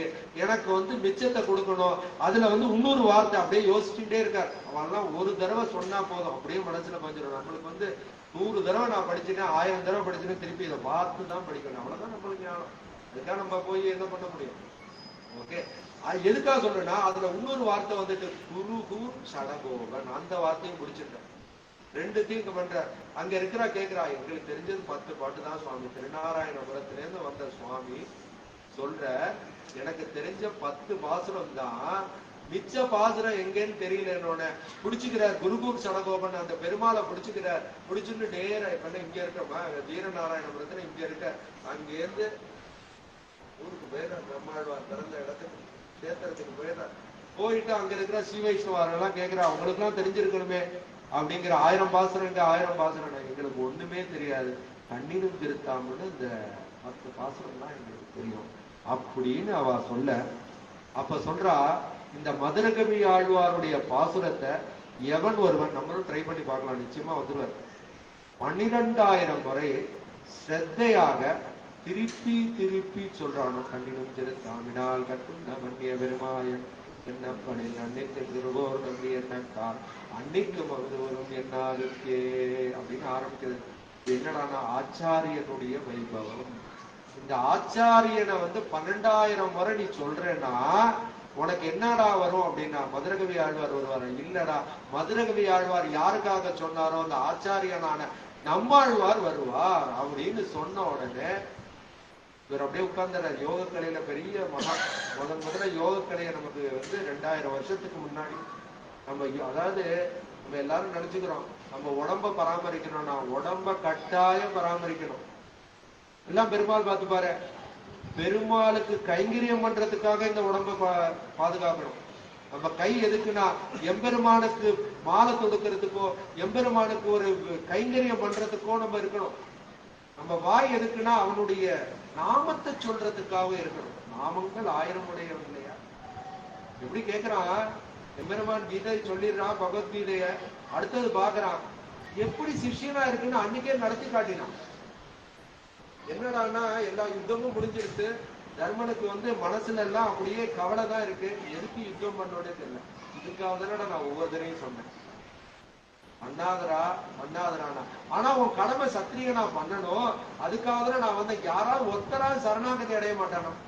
தர்மனே அதர்மத்தை பிடிச்சுப்பானா? யோசிச்சு பாருங்க. சூதாட்டத்துல யோசிச்சு பாருங்க, அந்த தர்மன் அந்த சூதாட்டம் விளையாடணும்னு எப்படி தர்மனுக்கு தோணும்? அப்பனா நம்ம மனசுல யட்ச பிரச்சனம் கேட்டோம், எவ்வளவு பெரிய ஆத்ம விசாரம் நடத்தினார். சுவாமி கூட சொன்னார், ஆத்ம விசாரம் நடந்தது வேலுக்குடி சுவாமி அப்படின்னார். எப்படிப்பட்ட உண்மைதான், அப்படிப்பட்ட வார்த்தை. அப்படி நடத்தினவ எதுக்கு சூதாட்டம் பண்ண? அதுவும் யாருக்கு முன்னாடி? விதுரர், மகாஞானி. பீஷ்மாச்சாரியார், தன்னுடைய ஆச்சாரியர் துரோணர், குலத்துக்கு ஆச்சாரியர் கிருபாச்சாரியார், இவெல்லாம் அப்படியே மனம் வெதும்புறது. ஒருத்தர் சொன்னாங்க கேட்டுக்கலாமா? அடுத்தது என்ன சொன்னாக்கா, இந்த விஷயம் அண்ணனுக்கு தெரியக்கூடாதுன்னு வேண்டினாங்க. எவ்வளவு பெரிய முட்டாள்தனம் பாருங்க. கண்ணன் எங்கும் இருக்கான்னு அந்த ஆத்ம விசாரம் பண்ற லெவலுக்கு ஞானம் இருந்தவனுக்கு அதான சுவாமி சொல்ற, வெளிப்புறத்திலேருந்து பாக்குறது ஆத்மா என்ன பரமாத்மா என்ன அப்படிங்கறதெல்லாம் பாக்குறோம், உள்ளுக்குள்ள என்ன அப்படிங்கறதுக்கான அர்த்தத்தை சொன்னாரே. சூரியன் தோன்றது உதிக்கிறதெல்லாம் இங்க சொல்லல. ஆத்மா என்றும் அழிவில்லாத இந்த ஆத்மா, ஆத்மாவை உணர்த்த முடியாது. கீதையில பகவான் சொல்லிடுறான், ஆத்மாவை வெட்ட முடியாது, எதுவுமே பண்ண முடியாது. அப்படிப்பட்ட உயர்ந்த அந்த ஆத்மாவுடைய விசாரம் பண்ணக்கூடிய திறமை உடைய அந்த தர்மன் என்ன நினைக்கிறான்னா, முதல்ல அதர்மத்தை புரிஞ்சுட்டா நம்மளுக்கு என்ன ஆகும்னா எல்லாமே வரும். அதுக்குதான் யோசிக்கணும். தர்மத்தை பிடிச்சுட்டே இருக்கிறவனே பகவான் நம்ம கூடயே இருப்பான். அதர்மம்ங்கிற ஒரு வார்த்தை வந்தா பகவான் காணா போயிடும். அப்ப ஒருத்தர் கேட்டார், அப்படின்னா அதர்மத்தை சொல்லிட்டே நாராயண சொல்லாம? நாராயண சொல்ல ஆரம்பிச்சுட்டாலே போயிருந்தா, ஏன்னா நான் மகாவிஷ்ணுவான நான் வந்துருவேன்டா. நான் வந்த பிறகு சகுனி என்னடா பண்ணுவான்? நான் வந்துடுறேன், நான் வந்துட்டேன்னு தெரிஞ்சுட்டா சகுனி என்ன பண்ணிடுவான்? ஆட்டமே வேண்டான்னு நான் வந்திருக்க மாட்டானா? அவனுக்கு தெரியாதா? கிருஷ்ணரை உள்ளபடியே அறிந்தவன் யாருன்னு சொல்லு. ஆனா தப்பா அறிஞ்சிட்டான், அவ்வளவுதான். பகவானுக்கே விரோதி பாவமும் இருக்கு, நண்பன் பாவமும் இருக்கு. இவருடைய ராவணன், கும்பகர்ணன் இவெல்லாம் நம்ம சொல்றோம் இல்லையே, அவ விரோதி பாவத்தினால பகவான் அடைஞ்சாது. ஈஸி கிடையாது. அதனாலதான் பகவான நண்பனா நினைக்கணும். அப்பனா என்ன ஆகுனா, வெட்டியா இருந்தா கூட மோட்சம் கிடைக்கும். என்னடா அவன் வெட்டியா இருந்தா கூட ததிபாண்டவன் கதை தெரியுங்க. இந்த பானை என்ன பண்ணு யோசிச்சு பாருங்க. சும்மாதான் இருந்தது.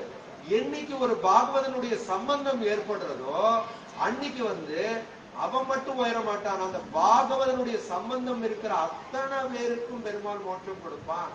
இது எப்படி சொல்றீங்க? விபீஷணன் ராவணன் கஷ்டப்பட்டு சண்டை போட்டு பெருமாளுடைய அருள்னாலையும் ராட்டியுடைய அருள் ஏற்பட்டதுனாலையும், அது ரெண்டும் இருந்ததுனாலதான் அவனால ராவணனை விட்டு வர முடிஞ்சது. அது ரெண்டும் பிடிக்க முடியாதனாலதான் பீஷ்மாச்சாரியார்னால வர முடியல. யோசிச்சு பாருங்க, பீஷ்மாச்சாரியார்னால வர முடியல, ஆனா பகவானை பிடிச்சிருந்ததுனாலதான் விதுரரால வர முடிஞ்சது. நம்மளால இந்த கர்மம்ங்கிற இந்த இதுல இருந்து, சம்சாரம்ங்கிற அந்த ஒரு இதுல இருந்து வெளியில வரணும்னா அதுக்கு பகவானை தான் பிடிச்சுக்கணும். நம்மளால என்ன முயன்றாலும் பகவான் நம்ம கூட அப்படியே பார்த்துட்டு தான் இருப்பான். என்னைக்கு அந்த கஜேந்திர ஆழ்வார் ஆதி மூலமேனு கூட்டுதோ, அந்த யானைக்கு இருக்கிற 5 அறிவு இருக்கிற யானைக்கு தோணுது உனக்கு என்னைக்கு தோணுதோ அன்னைக்கு பகவான் என்ன பண்ணுவான், உன்கிட்ட இருக்கிற பலம் இருக்கா, பலவீனம் இருக்கா, நீ தப்பு பண்ணியா, நீ எப்படி இருந்த, எந்த குலமும் பாக்குறது இல்லை. இப்பதான் பார்த்தோம், ஏதலன் இன்மகன் என்னாதுன்னு நீ யாருன்னு பாக்குறது இல்லை. உனக்கு அந்த நேரத்துல கூட ஒரு ஆச்சாரியனை அனுப்பிச்சு அந்த ஆச்சாரியனுடைய அனுகிரகம் பெற வச்சு உன்னையும் வைகுந்தத்துக்கு ஏத்துட்டு போவான். அப்படிப்பட்ட கருணை தயாளு அந்த எம்பெருமான். அப்படிப்பட்ட அந்த எம்பெருமான் எதுக்கு சொல்ல வரும்னா, அப்படிப்பட்ட இதுல வரும் பொழுது அந்த பீஷ்மாச்சாரியாருக்கு தோணல. ஆனா தானே சிஷ்யனா இருக்கணும்னு அந்த எம்பெருமான் என்ன பண்ணா, அந்த போர்க்களத்துல கடைசியா நீ விட்டுரு, நீ அம்ப கீழே போடு அப்படின்னு பீஷ்மாச்சாரியரை கேட்டான் இல்லையா. அப்ப அவன் செஞ்சுட்டான். ஆனா ஏதோ ஒரு காரணத்தை, அப்பயும் அகங்காரம் மமங்காரம் வந்தது. ஒன்னு ஆயுதம் எடுப்பேன் அப்படின்னு நான் சொன்னேன், நீ எடுத்துக்க பத்தியா அப்படிங்கிற மமங்காரம் தான் வந்தது. ஆனா அவன் எடுத்த பிறகும் அந்த அம்பையும் வில்லையும் கீழே போடாம அதை எதிர்க்கிற சக்தி எனக்கு இருக்குன்னு காமிச்சாரு இல்லையோ. அப்ப என்னாச்சு, என் வில்லு இருக்கு, அம்பு இருக்கு, அதுல இருந்து புறப்படுற அம்பும் நெஜம், வில்லும் என் கையில இருக்கிறது நெஜம். அதெல்லாம் என்னாச்சுன்னு கிருஷ்ண பரமாத்திர குழந்தை கேட்கிற மாதிரி கேட்கிறான். அப்பதான் சொன்னான், நீ யாருன்னு எனக்கு தெரியும், ஆனா நான் யாருன்னு உனக்கு தெரியாது. ஆனா நீ எல்லாத்தையும் புரிஞ்சுட்டு இருக்க. அப்ப ஒரு விசாரம் நடக்கிற, அங்கேயும் ஆத்ம விசாரம் பண்ணி எம்பெருமான் பீஷ்மாச்சாரியருக்கும் அப்பதான் ஞானம் விடும் பொழுது அந்த அம்பையும் விதையும் கீழே விடுற அப்படிங்கிற ஒரு கஷேத்திரம். அதை விட்டதுனால என்ன ஆச்சுன்னா, அந்த பீஷ்மாச்சாரியருக்கு நான் சொன்னதை கேட்டார் இல்லையோ, அதனாலதான் தர்மன் கேக்குறான், இது மாதிரி தர்மத்தை திருப்பி சொல்லு அர்ஜுனனுக்கு சொன்னியே அப்படின்னு கேட்கும் பொழுது பீஷ்மாச்சாரியர் அப்ப அவன் சிஷ்ய பாவத்தோட அந்த கிருஷ்ணன் இருந்து அதை கேட்கிறான்.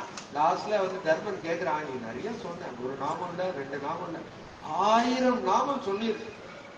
எனக்கு வந்து தாத்தாவா இருந்து 1000 நாமத்தை யாரடா குறிக்கிறது அப்படின்னா, அப்பையும் நான் என்ன சொல்றேன், எஷ்ட பிரஷ்னத்துல வந்து அவ்வளவு ஆத்ம விசாரம் இருக்கும் பொழுது அந்த கிருஷ்ண பரமாத்மா இருந்ததுனாலதான் இத்தனையும் ஞானம்ங்கிறது அவனுக்கு ஒண்ணுமே தோணல. இந்த பாரத போர் முடிஞ்சுமே தோணல.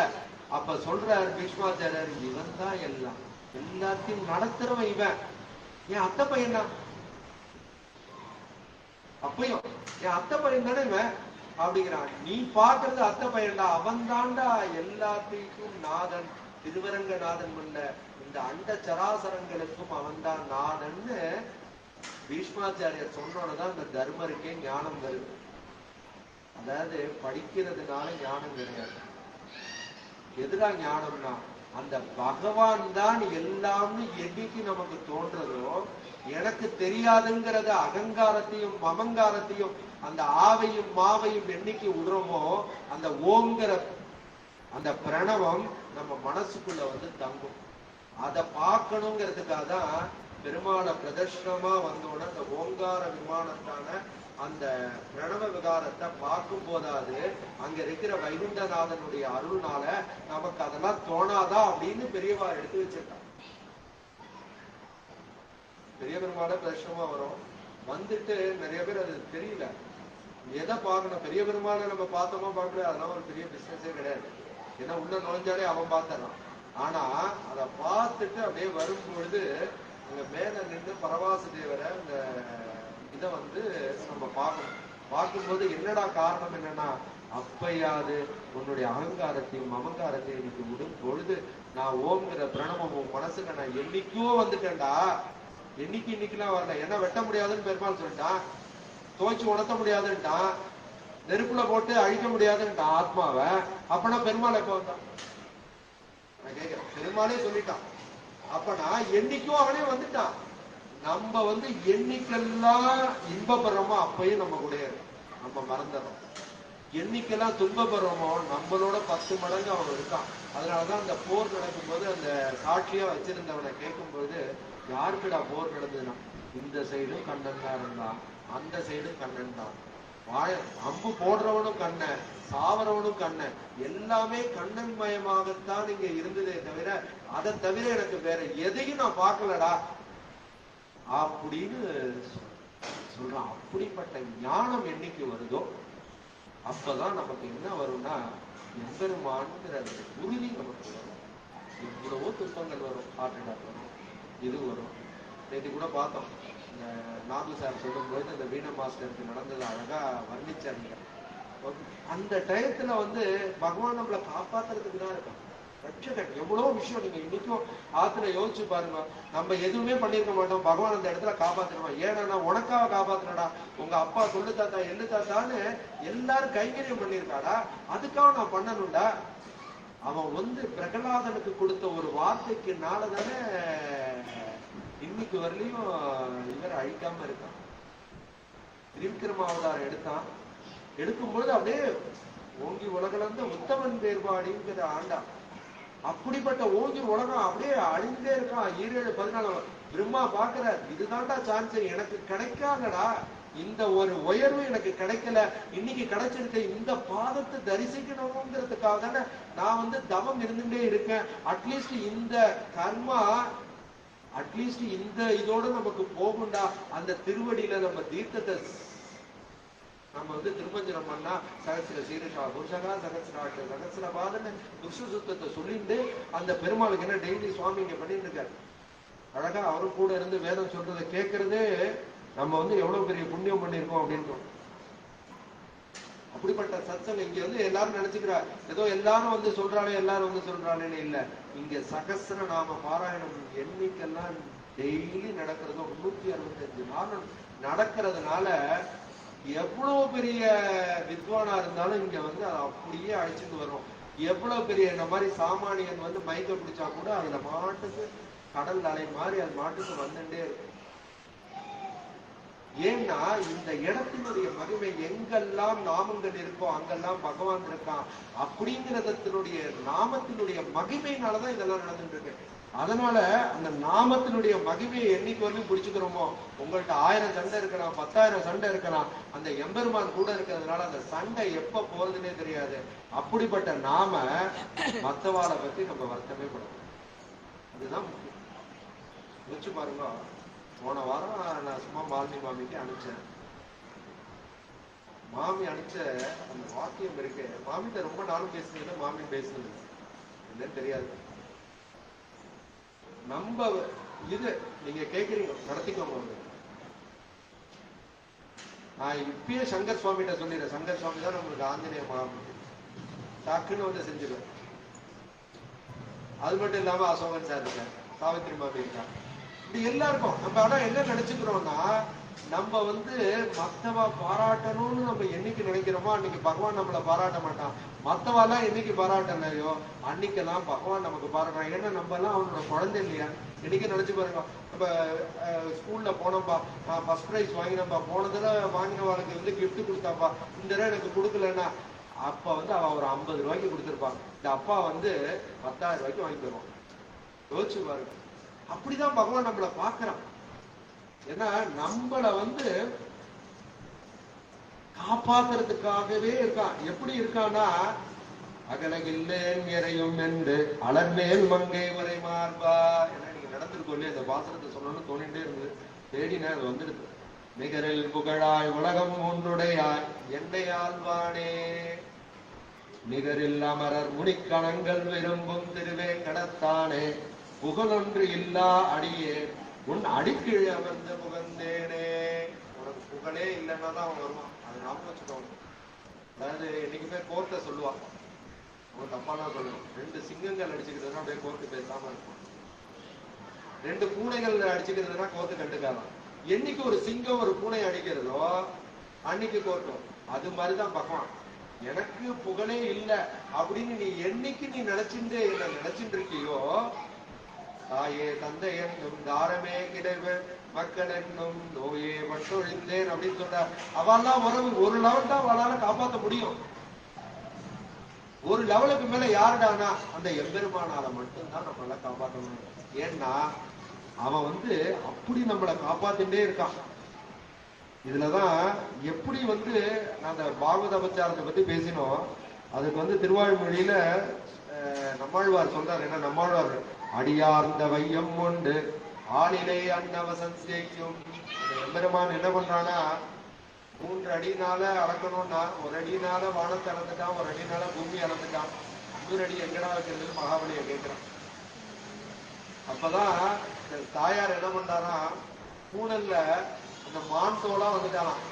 ஏன்னா அன்னைக்கே நீ பிரகலாதனுக்கு வாக்கு கொடுத்திருக்க, இந்த சந்ததியில வர யாரையும் தண்டிக்க மாட்டேன்னு. எப்படி வருது? ஏன்னா பிரம்மச்சரியா வந்துட்டான். மற்ற நேரத்துல மகாலட்சுமி அவனை பிரியவே இல்லை. அகலகில்லை என்பதனை பார்த்தோம். அகலகில்லை நிறையும் என்று அலர்மேல் மங்கை உரை மார்பு. அவன் எங்க பிரிஞ்சிருக்கான்னு தான் நினைச்சிட்டு இருப்பான். சீதாதேவி அங்க போயிருக்கான, அவன் மார்புலே இருக்கான், அதனால பிரியல. அதனால எந்த ஒரு நேரத்திலையும் அவன் வந்து மகாலட்சுமியை பிரிஞ்சதே இல்லை. ஆனா வாமன அவதாரம் எடுத்துட்டு எங்க வருது? ஏன்னா அந்த அவதாரத்தினுடைய குறிக்கோளை நிவர்த்தி பண்ண வேண்டியது மகாலட்சுமியினுடைய கடமை இல்லையா? எங்க வருதுன்னு தெரியல. அப்ப பார்த்தா எங்கேயாவது ஒரு செல்வம் வராதானா, அந்த இடத்துல என்ன வந்து மான் தோல்ங்கிற செல்வம். அதனாலதான் குழந்தைக்கு அந்த காலத்துல மான் தோல் போடுவாங்க. இப்ப கவர்மெண்ட் நம்ம மாதிரி கவர்மெண்ட் சொல்ற ரூல்ஸ் அண்ட் ரெகுலேஷன் வேற யாரும் கடைபிடிக்கிறதே கிடையாது. நம்ம அப்படி கடைபிடிக்கிறோம். நம்மள பண்ணக்கூடாதுன்ட்டான், நம்ம பண்றதே கிடையாது. இது எந்த யாரும் பண்றது இல்லை. அதே மாதிரி மான் தோல் இது போட்டுக்க கூடாது, புலித்தோல் போட்டுக்க கூடாதுன்னு ஆச்சாரிய புருஷா. இப்ப யாரும் ஆச்சாரிய புருஷம் போட்டுக்கிறது? எப்படின்னா நம்ம ஆச்சாரிய புருஷான்னா நமக்கு வந்து ஒரு ரோல் மாடலாவே இருக்கா. கவர்மெண்ட் என்ன சொல்றானோ அதை நம்ம செய்யணும்டா அப்படின்னு அப்படி இருக்கா. வாழ்க்கை சொல்ற நான் பார்த்துருக்கேன் சின்ன வயசுல புலித்தோல் போட்டுதான் அவெல்லாம் இருப்பா. அதே மாதிரி என் குழந்தை எல்லாம் இது இருந்தது, மான் தோல் இருந்தது. இப்ப யாரும் ஏன்னா நம்ம அந்தந்த யுக தர்மத்தை அவ என்ன சொல்றாளோ அதையும் கடைபிடிக்கணும். ஏன்னா பகவான் சொல்றான், அவ சொல்றாளோ இவா சொல்றாளோ பகவான் ஏதோ ஒரு காரணத்துக்காக சொல்றான்னு நம்ம கடைபிடிச்சுட்டு இருக்கோம். அப்படிப்பட்ட ஒரு சத்சங்கம் தான் நம்மளுடைய இந்து மதம். அதனால நம்ம இந்து மதத்தை வந்து நம்ம நினைச்சு நம்ம முழங்காக நம்ம எதையும் மீறதே கிடையாது. அதனால நம்ம ஏமாந்தவர்கள்லாம் கிடையாது. ஏன்னா கோடி வருஷ கணக்கானாலும் நம்ம இந்து மதம் அழியவே அழியாது. ஏன்னா என்னைக்கு ஒருத்தனுக்கு சகிப்புத்தன்மை இருக்கோ அவன் உயர்ந்துட்டே உயர்மாறு உயர்நலம் உடையவன் எவனும். எதுக்கு பெருமாளுக்கு செஞ்சா அந்த சகிப்புத்தன்மை. எல்லாரையும் ஒன்னா பார்த்தான், குகனை ஒன்னா பார்த்தான். யாரு செய்யணும்? இப்ப அயோத்தியோடைய கிங்கு எப்படிப்பட்ட பரமாத்மா ஒரு விதத்துல, தசரதனுடைய புத்திரன் ஒரு விதத்துல, அது மட்டும் இல்லாம வசிஷ்டருடைய சிஷ்யன், இப்படி இருக்கிறவன் ஞானமே இல்லாத குகனை போய் அஞ்சாவது தம்பிடா அப்படின்னு சொல்லுவாங்க. சரி அதையாவது சொன்ன ஓகே, அவன் மனுஷனா பிறந்துட்டான் 6,000. அங்க போய் கிருஷ்ணிந்தால போய் சுக்ரீவனை போய் அப்புறம் ராட்சசன் சேர்க்கவே கூடாது. உன்னுடைய மனைவியை தூக்கின்னு போனவன் உன்னுடைய தம்பி, அப்படிப்பட்டவன் அப்படியே தம்பியா இருக்கிறவன். எப்படிப்பட்ட ஒரு குணம்! அப்படிப்பட்ட குணத்தினுடைய மிகுதியாக இருக்கிறது தான் நம்மளுடைய இந்து மதம், சத்சங்கம். சத்துனா ஞானம். அந்த ஞானம் எப்போ வரும்? நாமளா இருக்கும். அதுக்காக எல்லாரும் கண்டுபிடிச்சிக்கிறதுலாம் கிடையாது. அதுதான் நம்ம உடனே என்ன நினைச்சிடறோம்னா எல்லாரையும் பண்ணணும். நம்ம ஆத்துக்குள்ள நம்ம பெருமாளை நம்ம தான் திருவாராதனம் பண்ணணும். இன்னொருத்தர் யாரா பண்ணலாம்? நம்ம ஆச்சாரியர் பண்ணலாம். நம்மளால உடம்பு முடியல வெளியூர் போறோம்னா இன்னொருத்தரை கூட்டு வச்சு பண்ணணும். அததான் எதிர்பார்க்க. இல்ல நம்மளோட ஞானத்திலேயே மிகுந்தவராக இருந்து ஒருத்தர் வர, ஒரு தவசீலரா ஒருத்தர் வராருன்னா அவரை வச்சு பண்ணலாம். அதை விட்டுட்டு யார் வேணாலும் பண்ணலாம் அப்படிங்கிறதெல்லாம் நம்மளுடைய இது கிடையாது. அதே தான் கோயிலுக்கு. இப்படி வளர்ந்ததுதான் நம்மளுடைய சத்சங்கம் கிடையாது. இதுல உயர்ந்தவர்கள் கிடையாது, தாழ்ந்தவர்கள் கிடையாது, எல்லாரும் ஒண்ணுதான். ஏன்னா பகவானே அதான் சொல்றாங்க, 7 ஏதலன் நிம்மகன் நின்னாது. எல்லாருக்கும் அருள்புரியத்துக்காக அவன் காத்துருக்கான். அப்படிங்கிறதுதான் இந்த இடத்துல நம்ம பார்க்கணும். அப்படிப்பட்ட ஒரு குருகூர் சடகோகன் ஒரு வார்த்தை, 1031 ஒரு வார்த்தை. இந்த வார்த்தைகளை நினைச்சுட்டே 12,000 முறை, ஒரு தடவை 2 தடவை இல்லை, அந்த பாசனம் 12,000 முறை அதை சொன்ன உடனே நம்மாழ்வார் பிரத்யட்சமா மண்டல கொடிக கொடிக போயிற்று வள்ளியூர் சாபம்னு அப்படி வர. அப்படி வரும் பொழுது நீ கேட்டது என்ன? 1000 பாசனம் தந்தோம் 4000 பாசனத்தையும் நம்மாழ்வார் பிரத்யட்சமாக நாதமுனிகளுக்கு முன்னாடி தோன்றி அத்தனை பாசனங்களையும் கொடுத்து, இவர் வந்து அந்த வாங்கினோட தான் அப்ப புரிஞ்சு ரெஸ்பான்சிபிலிட்டி இஸ் மோர். பதவி வர ரெஸ்பான்சிபிலிட்டி மோர் ஆயிடும். எப்ப வேணாலும் வரலாம். அடியனுக்கு நான் சொல்லுவேன், 2வது நாள் எனக்கு சாப்பிட்டல வேலுக்குடி சுவாமியோட உபன்யாசம் கேட்கறது அப்படிதான் சொல்லுவேன். ஏன்னா அங்க வந்து ஏதோ ஒரு கடமை, அது தெரிஞ்சோ தெரியாமையோ அங்க இருக்கும். அந்த கடமை என்னன்னா நைட்டு 9 மணி வரலையும் ஆறுது இன்டர்வியூ, நான் இருந்துதான் ஆகணும். என்ன பண்ண முடியும்? மனசெல்லாம் இங்கதான் இருந்தது. அப்படியும் இங்க இருக்கிற உடலை 8:30 நான் வந்தோடனே இங்க வந்திருக்கோம் அப்படின்னா அதான் அவளுடைய பிரியம். அப்பயே முடிவு பண்ணிட்டேன், இன்னொரு தடவை நம்ம இங்க நம்மளோட பிரியமா இருக்கிறவாண்டா நம்மளும் பிரியமா இருக்க முடியும். அப்படிப்பட்ட சத்சங்கம் குடியிருந்து குளிந்தேல ஒரு எம்பாவாய்னு ஆண்டாள் நாச்சியார் சொன்னார். அப்படிப்பட்ட ஒரு பெரிய சத்சங்கம். சுவாமி என்ன விடவே இல்லை. நானும் சொல்றேன், விட்டு பாக்குறேன் அவர் விடமாட்டேங்க. நீங்க வாங்க. அவன் என்ன நினைச்சிட்டான்னு தெரியல, எனக்கு ஒன்றும் தெரியாதுங்கிறது எனக்கு மட்டும்தான், என் அவசரம் எனக்கு தெரியும் அப்படின்னு சொன்னாலே பெருமாள் வரமாட்டாருங்க. ஏன்னா எனக்குன்னு ஒரு வார்த்தை வந்துருது இல்லையா, அவசரம் உனக்கு யாரா தெரியும். அப்படிதான் இந்த பெரியாழ்வாருடைய வைபவத்தை இங்க கொண்டு வர. பெரியாழ்வார் சொல்ற, நீ மாட்டுக்கு பாண்டியன் அரசபைக்கு போ, நீ வந்து நான் தான் பரதெய்வம்னு நீ சொல்ற, அங்க இருக்கிறவாள் சாதாரண அப்படின்னா நீ படிச்சுட்டேன்னா உனக்கு ஞானம் வந்துருமா? உனக்கு ஞானத்தை கொடுத்தது யாரு? நான் இருக்கேன்டா, நீ போனா அதை நம்பி போனார் வழிய பெரியாழ்வார். அதுக்காக அவன் என்ன பண்ணான்? புருஷாய் உத்பகை சுவர்ணபட்சாய் தீமகி தன்னோ கருட பிரஜோதயாத்துன்னு அந்த கருட வாகனத்துல மகாலட்சுமி சகிதமா அங்க வந்து கலியுகத்துல நடந்தது. பெரியாழ்வாருக்கு மட்டும் அருள் புரியல, அந்த பெரியாழ்வாருக்கு யானையில ஏத்தின அத்தனை பேருக்கும் அருள் புரிஞ்சா மதுரை மாநகர்ல இல்லையா? ஏன்னா பெரியாழ்வாருடைய அவதார மாசம் ஆணி மாசம்னாலே உயர்வுன்னு ஏன்னா யோசிச்சு பாருங்க, பெரியாழ்வார் அவதரிச்சது ஆணி மாசம், அதனாலதான் அவருக்கு பேரே பெரியாழ்வார். அது மட்டும் இல்ல, பெரிய திருமஞ்சனம் ஜேஷ்டாபிஷேகம் இப்பதான் நடந்தது. எல்லாம் யானையில எல்லாம் வச்சுட்டு பெருமாளுக்கு காவேரியிலேருந்து தீர்த்தத்தை எடுத்துட்டு பெரிய திருமஞ்சனம், பெரிய திருப்பாவடை. எதெல்லாம் இந்த 365 நாள் ஏதாவது அன்னத்துல ஏதாவது குறை இருந்ததுன்னா அதை வந்து நிவர்த்தி பண்றதுக்காக, ஏன்னா உலகம் உண்ட பெருவாய் இல்லையா, ஒரு நாள் வருவார் அர்ச்சகர், ஏதோ ஒரு பெரிய ஆள் வருவான், பிபிஐபிம்பா பிராணாய சுவாகான்னு சொல்லுவார், அடுத்தது மறந்து போயிடும். ஏன்னா அவன் படுத்துறான், என்ன பண்ணுவாங்க இந்த பாவத்தெல்லாம் எப்படி. அதுக்காக திருமஞ்சனம் பண்ணும்போது ஏதோ ஒரு காரணத்தினால வேகத்துல பண்ணியிருப்பார், அதை பண்ணணுமா, அதுக்காக பெரிய திருமஞ்சனம் ஜேஷ்டாபிஷேகம், இந்த வருஷத்துக்கான அத்தனை. இதெல்லாம் பண்ணும் பொழுது இப்படிப்பட்ட நாதமுனிகள் அவதரித்ததும் ஆணி மாசம். நமக்கு 4000 கொடுத்த அதோட பெரிய பொக்கிஷம் என்ன வேணும்? அப்படிப்பட்ட பொக்கிஷம் வந்தது, அவதரித்த நாதமுனிகள் அவதரித்த இதுவும் ஆணி அனுஷம். அது மட்டும் இல்லாம நமக்கெல்லாம் உயர்வாக கிடைக்கின்ற அந்த பெரிய பெருமாளே ஆச்சாரியனாக, அதான் நாளைக்கு பார்க்கணும், அது வந்த மாசம் ஆணி மாசம். நாளைக்கு பார்த்து முடிக்க போறோம். பகவானும் ஆச்சாரியனுடைய அருள்னால, இப்படிப்பட்ட நாதமுனிகள்னால நமக்கு வந்து திருப்பி 4000 நமக்கு வந்து கையில கிடைச்சிருக்கு. ஏன்னா பெரியவாழ்கிட்டனா ஒண்ணு கேட்டா 4 கொடுத்தோம், அதான் அவளுடைய சுபாவம். 1000 கேட்டோம் 4000 தந்தோம் அப்படின்னா. அப்புறம் வந்து உய்யக்கொண்டா, அதாவது ஆழிமலை கண்ணா ஒன்றினை கைகரவில் ஆழியில் புக்கு முகந்து கொடார் தேரி எம்பெருமான்கிற ஒரு கடல். அந்த கடல்ல நம்மாழ்வாருங்கிறவரால மட்டும்தான் இத நீரை எடுக்க முடியும். அப்படி எடுத்ததுதான் ஆழ்வார்கள் 4000. அந்த 4000 வந்து மேகமா இருக்கு, அது மழையா பெய்ய முடியும். அது வந்து நாதமுனிகள் மூலமா அப்படியே மழையா நமக்கு கொட்டி அப்படியே வந்து, அப்படிப்பட்ட மழை அருவியில வரணும் இல்லையோ, அப்படி வரத்துக்கு வந்து ஓரான் வழியாக உபதேசித்தார் முன்னோர்னு அப்படியே. அது ஏன்னா இப்ப விட்டுட்டோம், திருப்பி திருப்பி போய் பெருமாள்கிட்ட கேட்டோன்னே அர்ஜுனனுக்கு வந்த நிலைமைதான். அர்ஜுனனுக்கு இன்னொருத்தர சொன்னார் பெருமாள், கருணையின் வடிவம் அவன், ஆனா திருப்பி திருப்பி கேட்க கூடாது இல்லையோ, அதனால ஓரான் வழி சம்பிரதாயம் அப்படின்னு இது வந்தது. அடுத்தது புண்டரிகாசர் என்ன உய்யக்கொண்டார், அதான் அடுத்த ஆச்சாரிய புருஷன். அடுத்தது மணக்கால் நம்பி எல்லாருக்கும் தெரியும், ஏன்னா எம்பெருமானாருடைய ஆச்சாரியா ஆளவந்தார். இந்த ஆளவந்தார வந்து திருத்தி பணிகொள்ள வச்சது யாருன்னா ஒரு தூதுவளை. நமக்கே கொண்டையில வந்து தூதுவளைங்கிறோம். இது மனசுல ஏற்படுற, அதுக்கு இதுக்கு கார்னேஷன் வச்சிருக்கா பாருங்க.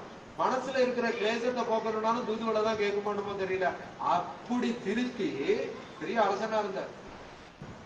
இல்ல இங்க இருக்கிற ஆச்சாரிய பெருமாள சாதாரணமா கிடையாது, எல்லாரும் அரசன், அது மாதிரி பெரிய பெரிய அமைச்சர். அடுத்தது பார்க்க போறோம் கடைசியா. அவர் வந்து ஆள வந்தார், அப்பயே நாதமுனிகள் சொல்லிட்டார், என்னுடைய பேரன் வருவான், அவனை திருப்பி நீ பண்ண வேண்டியது உன்னுடைய பொறுப்பு அப்படின்னு மணக்கால் நம்பி, அதாவது யமுனை உய்யக்கொண்டார்ட்ட சொல்லிட்டு, உய்யக்கொண்டார் வந்து மணக்கால் நம்பிட்ட சொல்லி, மணக்கால் இவெல்லாம் அருவி மாதிரி வந்து இந்த இடத்துல வந்து யாமுனாச்சாரியார்னு ஒரு நதிகிட்ட கொடுக்குற. அந்த நதி வந்துருது.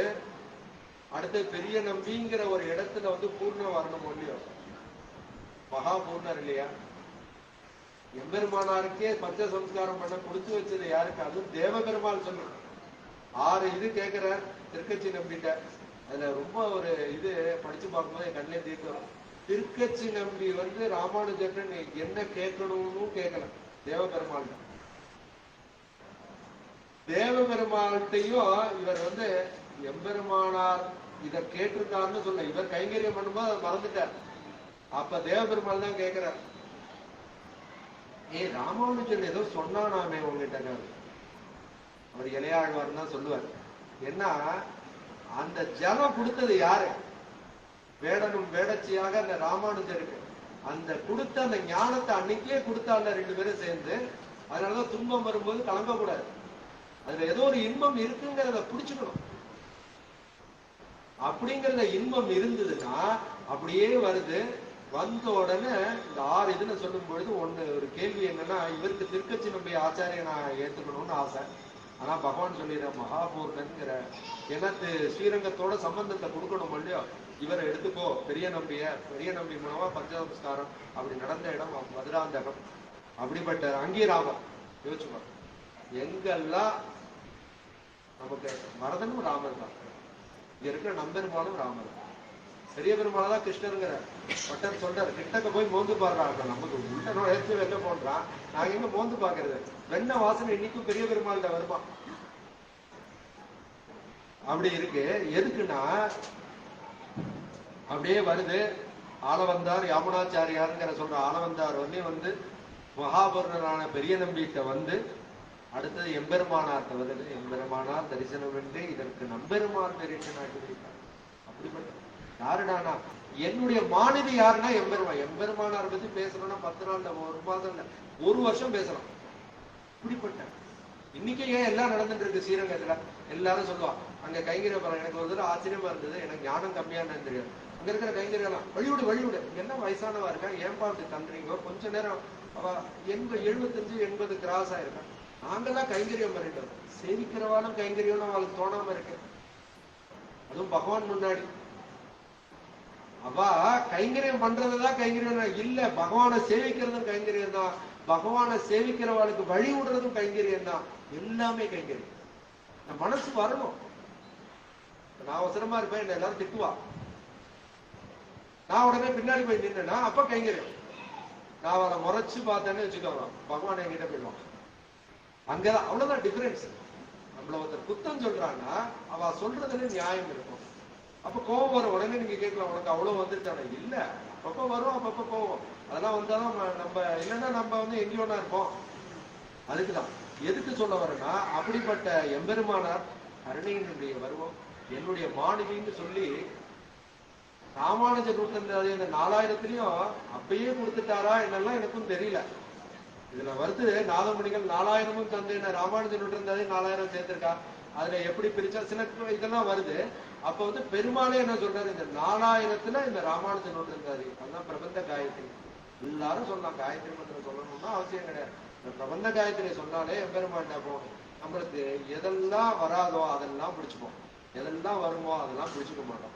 ஏன்னா எம்பெருமான் சொல்றானோ ஒரு காரணம், அவ்வளவுதான். அதுக்கு மேல அவன்கிட்ட கேள்வி கேட்கக்கூடாது. இது அவன் எங்கேயாவது யாராவது இதை பண்றதுனால இவ உயர்வு, இதை பண்றதுனால தாழ்வுன்னு சொல்லி கிடையவே கிடையாது. எல்லாரும் உயர்ந்தவங்கிறான். அதான் சொல்றேன், விஸ்வாமித்திர காலையும் விழுந்தா, வசிஷ்டர் காலையும் விழுந்தா, யாரையும் பார்க்கலையே. எல்லார்ட்டையும் யாருக்கான ஞானம் இருக்கோ அவன் எல்லார்ட்டையும் இருக்கான் அந்த எம்பெருமான். அப்படிப்பட்ட எம்பெருமானாருடைய தரிசனம் வருது. அப்புறம் கோவிந்த பெருமாள்ங்கிற எம்பார் யாதவ பிரகாசர், சாரி இவர் எம்பார் யாதவ பிரகாசரே திருத்தினவர். அவர் அவர் கதையே வருது. அதான் எம்பாரும் எம்பெருமானாரும் 2 பேரும் சிஷ்யா, 2 பேருமே. இவர் சித்தி பையன், எம்பெருமானாருடைய அம்மாவுடைய தங்க பையன். அப்படி இருந்தவர் 2 பேரும் தான் போனா. எம்பெருமானாரை காப்பாத்தினது இவர் தான். நீ இப்படியே போயிடு, உன்னை பத்தி எல்லாம் சொல்லிட்டு இருக்கா அப்படின்னு அந்த விந்தியமலை காட்டுல காப்பாத்தினதும் இவர் தான். அப்படிப்பட்ட இதே வருது பராசர அடுத்தது பராசரப்பட்ட கூரத்தாழ்வாருடைய மகன். இதெல்லாம் கேட்கக்கூடாது. கூரத்தாழ்வார ஞானம் இல்லையா? பெருமாள் வரதனே இருக்காரு, ஏன் ஓரான் வழியில அவரை ஏன் போடல? ஏன்னா எம்பெருமானுடைய சங்கல்பம், அவனுக்கு யாரு போடணும்னு அவன் முடிவு பண்றது. இப்படிப்பட்ட ஓரான் எல்லாரும் ஆச்சாரிய புருஷன் தான். ஆனா ஓரான் வழியாக வருதுன்னா எம்பெருமானார், அடுத்தது எம்பார், அடுத்தது பராசரப்பட்டர், அடுத்தது நஞ்சியர், ஓகே, அடுத்தது நம்பிள்ளை, அடுத்தது வடக்கு திருவிதி பிள்ளை, அப்படியே பிள்ளை லோகாச்சாரியார். இப்படியே இந்த ஆச்சாரிய பரம்பரை நாளைக்கு இன்னும் கொஞ்சம் தெளிவா பார்த்துட்டு, அப்புறம் திருவாய்மொழி பிள்ளையோடைய பார்த்துட்டு, எப்படி எம்பெருமான் இவரையே ஆச்சாரியனாக இவரை நான் பெருமாளை கூட அமைவன் சொல்லுவேன். ஆச்சாரியன்கிட்ட அது ரொம்ப அப்படியெல்லாம் இதை எல்லாத்தையும் அனுபவிப்போம். அப்படிப்பட்ட எம்பெருமானாருடைய அவதாரம், அனந்தாழ்வானுடைய அவதாரம். எம்பெருமான் அனந்தாழ்வான் 5 அவதாரம் எடுத்துட்டான். அது திடீர்னு ஒரு கதையை சொல்றானே, அது ஏன்னா அதை முடிச்சு நீங்க முடிப்போம். முதல்ல எல்லாருக்கும் தெரிஞ்சது இளையாழ்வார் லக்ஷ்மணனா இருந்தா, லக்ஷ்மணனா அவதரிச்சது. ராமருக்கு வந்து எங்க ராமரை பார்க்கணும்னா லக்ஷ்மணன் எங்க இருக்கானோ அங்கதான் ராமரை பார்க்கணும். அப்படிதான் இருந்தா. சித்திரகூடமா இருக்கட்டும், இதுவா இருக்கட்டும், ஒரு 10 அடி போய், அதாவது ஒரு தாய் வந்து சொல்லாத ஒரு வார்த்தை சுமித்திரை சொல்றா, நீ வந்து ராமனுக்கு கைங்கரியம் பண்றதுக்காகவே இருக்க, தயவு செய்து ராமனுடைய கம்பன் சொன்ன மாதிரி அவனுடைய தோல் கண்டார் தோலையை கண்டார்னு சொல்றானே கம்பன், அது மாதிரி அவனுடைய கண்ணழகையோ தோலையோ பார்த்துடாத, பார்த்துட்டேன்னா நீ வேற எல்லா இடத்துலயும் நீ மயங்கிருவ, அப்படிங்கிறதுனால நீ இந்த ராமனை காப்பாற்ற முடியாம போயிடும், அதனால நீ ராமனை பார்க்கவே பார்க்க, ராமனுக்கு கைங்கரியம் பண்றதுதான், அதனாலதான் கைங்கரிய சிகாமணி நம்ம எத்தனையோ பேரை சொல்றோம். அப்படிப்பட்ட இந்த லக்ஷ்மணன் இளையாழ்வார் அப்படியே கைங்கரியம், அப்படியே எல்லாம், அதாவது தப்போ கரெக்டோ ராமன் சொல்லிட்டா செஞ்சிடும். நினைச்சு பாருங்க, சீதை மேல ராமனுக்கு இருந்த மதிப்பை காட்டிலையும் லக்ஷ்மணனுக்கு மரியாதை ஜாஸ்தி. ஏன்னா 2 பேரும் அவர் மேலதானே இருக்கா. நித்திய சூரியனா அனந்தாழ்வான் கைங்கரியம் பண்ணும்பொழுது மகாவிஷ்ணுவும் மகாலட்சுமியும் திருப்பார்கடல்ல அனந்த சேனன் மேலதானே இருக்கா. நம்மதுலயும் எப்படி இருக்கா, அனந்தாழ்வான் மேலதானே இருக்கா. அப்படி இருக்கிற மகாலட்சுமியை கொண்டு போய் காட்டுல விடுனா உடனே கொண்டு போய் விட்டுறானே லட்சுமணன். அப்படிப்பட்ட ஒரு இது வேணும். எம்பெருமான் சொல்லிட்டா அப்படின்னா அடுத்த நிமிஷம் அது எதுக்கு என்னன்னா யோசிக்க கூடாது. ஆச்சாரியன் சொல்லிட்டா அதை பத்தி யோசிக்கவே கூடாது, உடனே செஞ்சிடணும். ஏன்னா அவளுடைய ஞானம் அப்படி. அப்படிப்பட்ட நம்பிள்ளை, வடக்கு திருவிதை பிள்ளை, பிள்ளை லோகாச்சாரியா, இப்படியே ஆச்சாரியன் இருக்கும்போது இளையாழ்வார் வந்து முதல்ல வந்து கைங்கரிய சிகாமணின்னு சொல்லிக்கலாம். அடுத்தது அவர் பண்ண கைங்கரிய பார்த்தான், அண்ணனாக கொடுத்து பார்ப்போமே. பெருமாள் அப்படிதான் நம்மளையும் பண்ணுவான். ஒண்ணு செய்வோம், பெருமாளுக்கு வந்து கைங்கரியம், அடுத்த கைங்கரியம் எப்படின்னா நம்ம அகங்காரமும் மமங்காரமும் வர மாதிரி நமக்கு கொடுப்பான். அப்ப என்ன ஆகும்னா எல்லா பாகவத அபச்சாரமும் நமக்கு பண்ணிடணும். உடனே என்ன பண்ணிடும், தள்ளி விட்டுருவோம், அவ்வளவுதான்.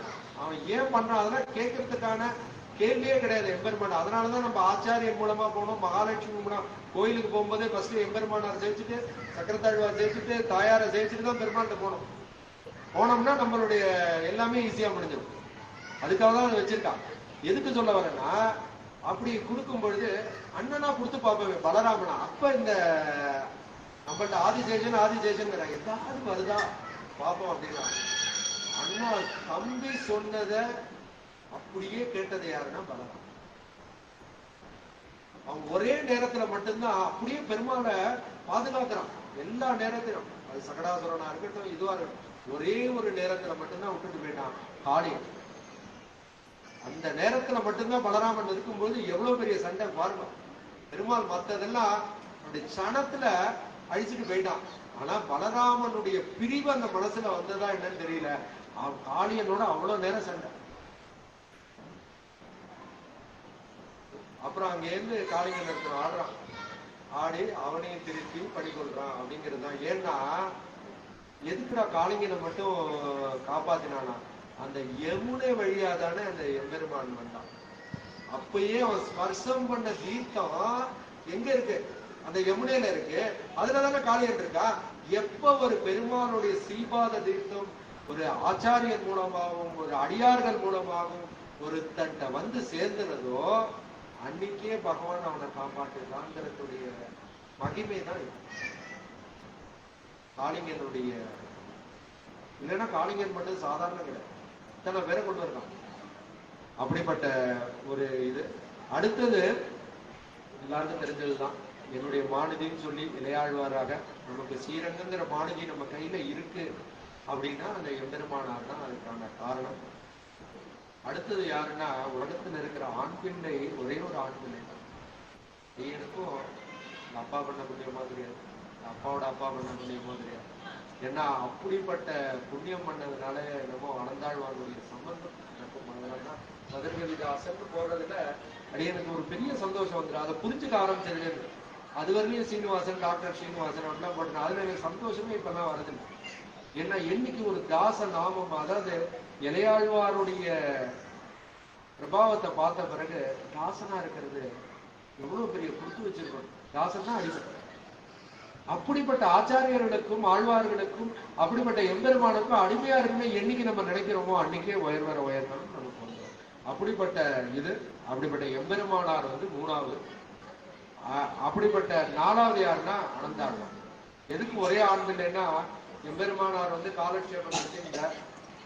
அப்ப வந்து திருமலை பாசுரம் வந்தது. யாருடா திருமலைக்கு போய் கைங்கரியம் பண்ணோம், இப்ப இருக்கிற திருமலை கிடையாது, என்னடா அது அப்படின்னா, எம்பெருமான தூங்கவே விடுறது இல்லையே, எல்லாமே பாவம் தான். எம்பெருமானுக்கு எவ்வளவு நேரம் தூங்கணும்னு இருக்கோ அதை பண்ணிதான் ஆகணும். நம்ம வந்து 1 நிமிஷங்கிறா 2 நிமிஷங்கிறா 10 நிமிஷங்கிறா ஆகணுங்கிறா 1 ஹவருங்கிறா தெரியல. இது அவனுக்கே வருஷம். எதுக்கு நான் சொல்ல வரேன்னா, அப்படிப்பட்ட எம்பெருமான் அதுக்குதான் முக்கியம்.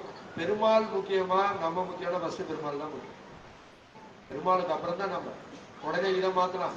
என்ன அவன் தர்மம் சரணி என்னைக்கோ எழுதி வச்சுட்டு போயிட்டான்.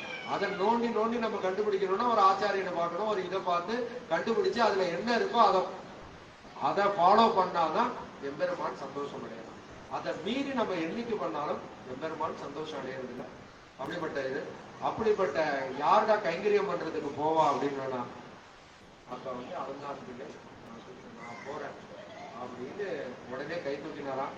அப்ப இருந்த காடுக்கு அந்த போறதுக்கே பயப்படுவான்.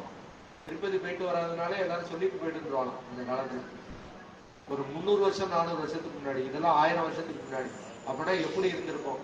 அப்படிப்பட்ட ஒரு தோட்டத்தை வச்சு, அனந்தாழ்வான் தோட்டத்தை வச்சு எம்பெருமானுக்கு பத்திரம் புஷ்பம் பழம்னு சொல்ற மாதிரி தோயம் அப்படின்னு சொல்ற மாதிரி அந்த புஷ்ப கைங்கரியமே பண்ணிட்டு இருக்கும் பொழுது ஒரு பெரிய நாகப்பாம்பு வந்து அவரை வந்து குத்திருக்கான்.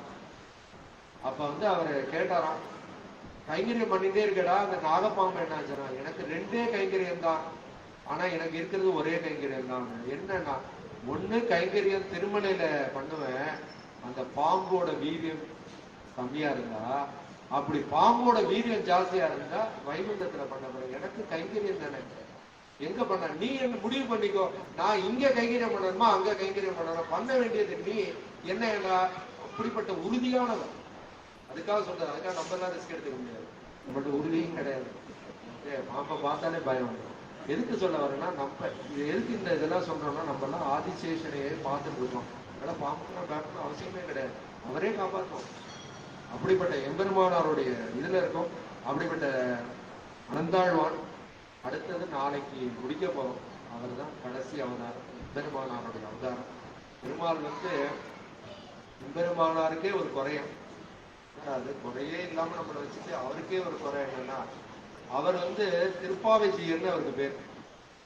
அப்படி அந்த திருப்பாவை ஜீயராக இருந்தாலும் அவருக்கு என்னடான மனக்குறை என்னன்னா, எல்லாமே சமஸ்கிருத வேதத்துக்கு ஏற்பட. ஏன்னா அப்ப வந்து தக்க சமயனும் சாக்கிய பேய்களும்னு ஒவ்வொருத்தருட்டையும் வாதம் பண்ணி ஜெயிச்சு இந்த வைஷ்ணவத்தை வந்து எஸ்டாப்ளிஷ் பண்றதே ஒரு பெரிய சேலஞ்சா இருந்தது. அதை வந்து எஸ்டாப்ளிஷ் பண்ணிட்டாரு. அப்படி அந்த சேலஞ்சு பண்ண பிறகு அவருக்கு நேரம் இல்லை. ஏன்னா 120 வயசாயிடுது, உடம்பு தளர்ச்சி ஆயிடுது. எம்பெருமான்கிட்ட போய் கேட்கிற, எம்பெருமானும் தந்தோம் அப்படின்னு. எதுக்கு சொல்ல வரோம்னா, அப்படி ஆனதுனால அவருக்கு ஒரு குறை இருக்குதான், தமிழ் வேதத்தை நம்ம வந்து பண்ணணுமே. அதுக்காக அடுத்த அவதாரம், அதுவும் ஸ்ரீரங்க மாநிதிக்கு ஏற்பட்ட சோகத்தை வந்து நிவர்த்தி பண்றதுக்காகவும். ஏன்னா இவன் முகலாயன் வந்து நம்ம ஸ்ரீரங்கத்தையே ஒண்ணும் இல்லாம ஆக்கிட்டு போயிட்டான். அப்படிப்பட்ட 12,000 ஸ்ரீ வைஷ்ணவர்கள் தான் பிறந்தார்கள். அப்படி ஸ்ரீ வைஷ்ணவர்கள்னா நீங்க உடனே ஏதோ ஒரு பிரிவு, எல்லாரும் ஸ்ரீ வைஷ்ணவர்கள் தான். அங்க ஜாதி கிடையாது, மதம் கிடையாது, அங்க எதுவுமே கிடையாது. அப்படிப்பட்ட சம்பிரதாயம் தான் இந்த ஸ்ரீ வைஷ்ணவ சம்பிரதாயம். அப்படிப்பட்ட ஸ்ரீரங்கத்தை காப்பாத்துறதுக்காக திருவாய்மொழி பிள்ளைங்கிற சீர்செயலேற குடிச்சிட்டு இந்த ஓரான் வழி சம்பிரதாயம் முடிவுக்கு வருது. இப்போ கிட்டத்தட்ட நம்ம வந்து 16 பார்த்துட்டோம். பிள்ளை லோகாச்சாரியர் 17 சீசையில, அடுத்தது அதுவும் 18 வாரம். அவரோட 18ங்கிற ஒரு வார்த்தை, 18 நாள் பாரதப்போ 18 நாள் 18 அத்தியாயம் கீதை. அதே மாதிரி இதுவும் ஆச்சாரியன் 18 இதுல முடிகிறது. அதை நாளைக்கு பார்த்து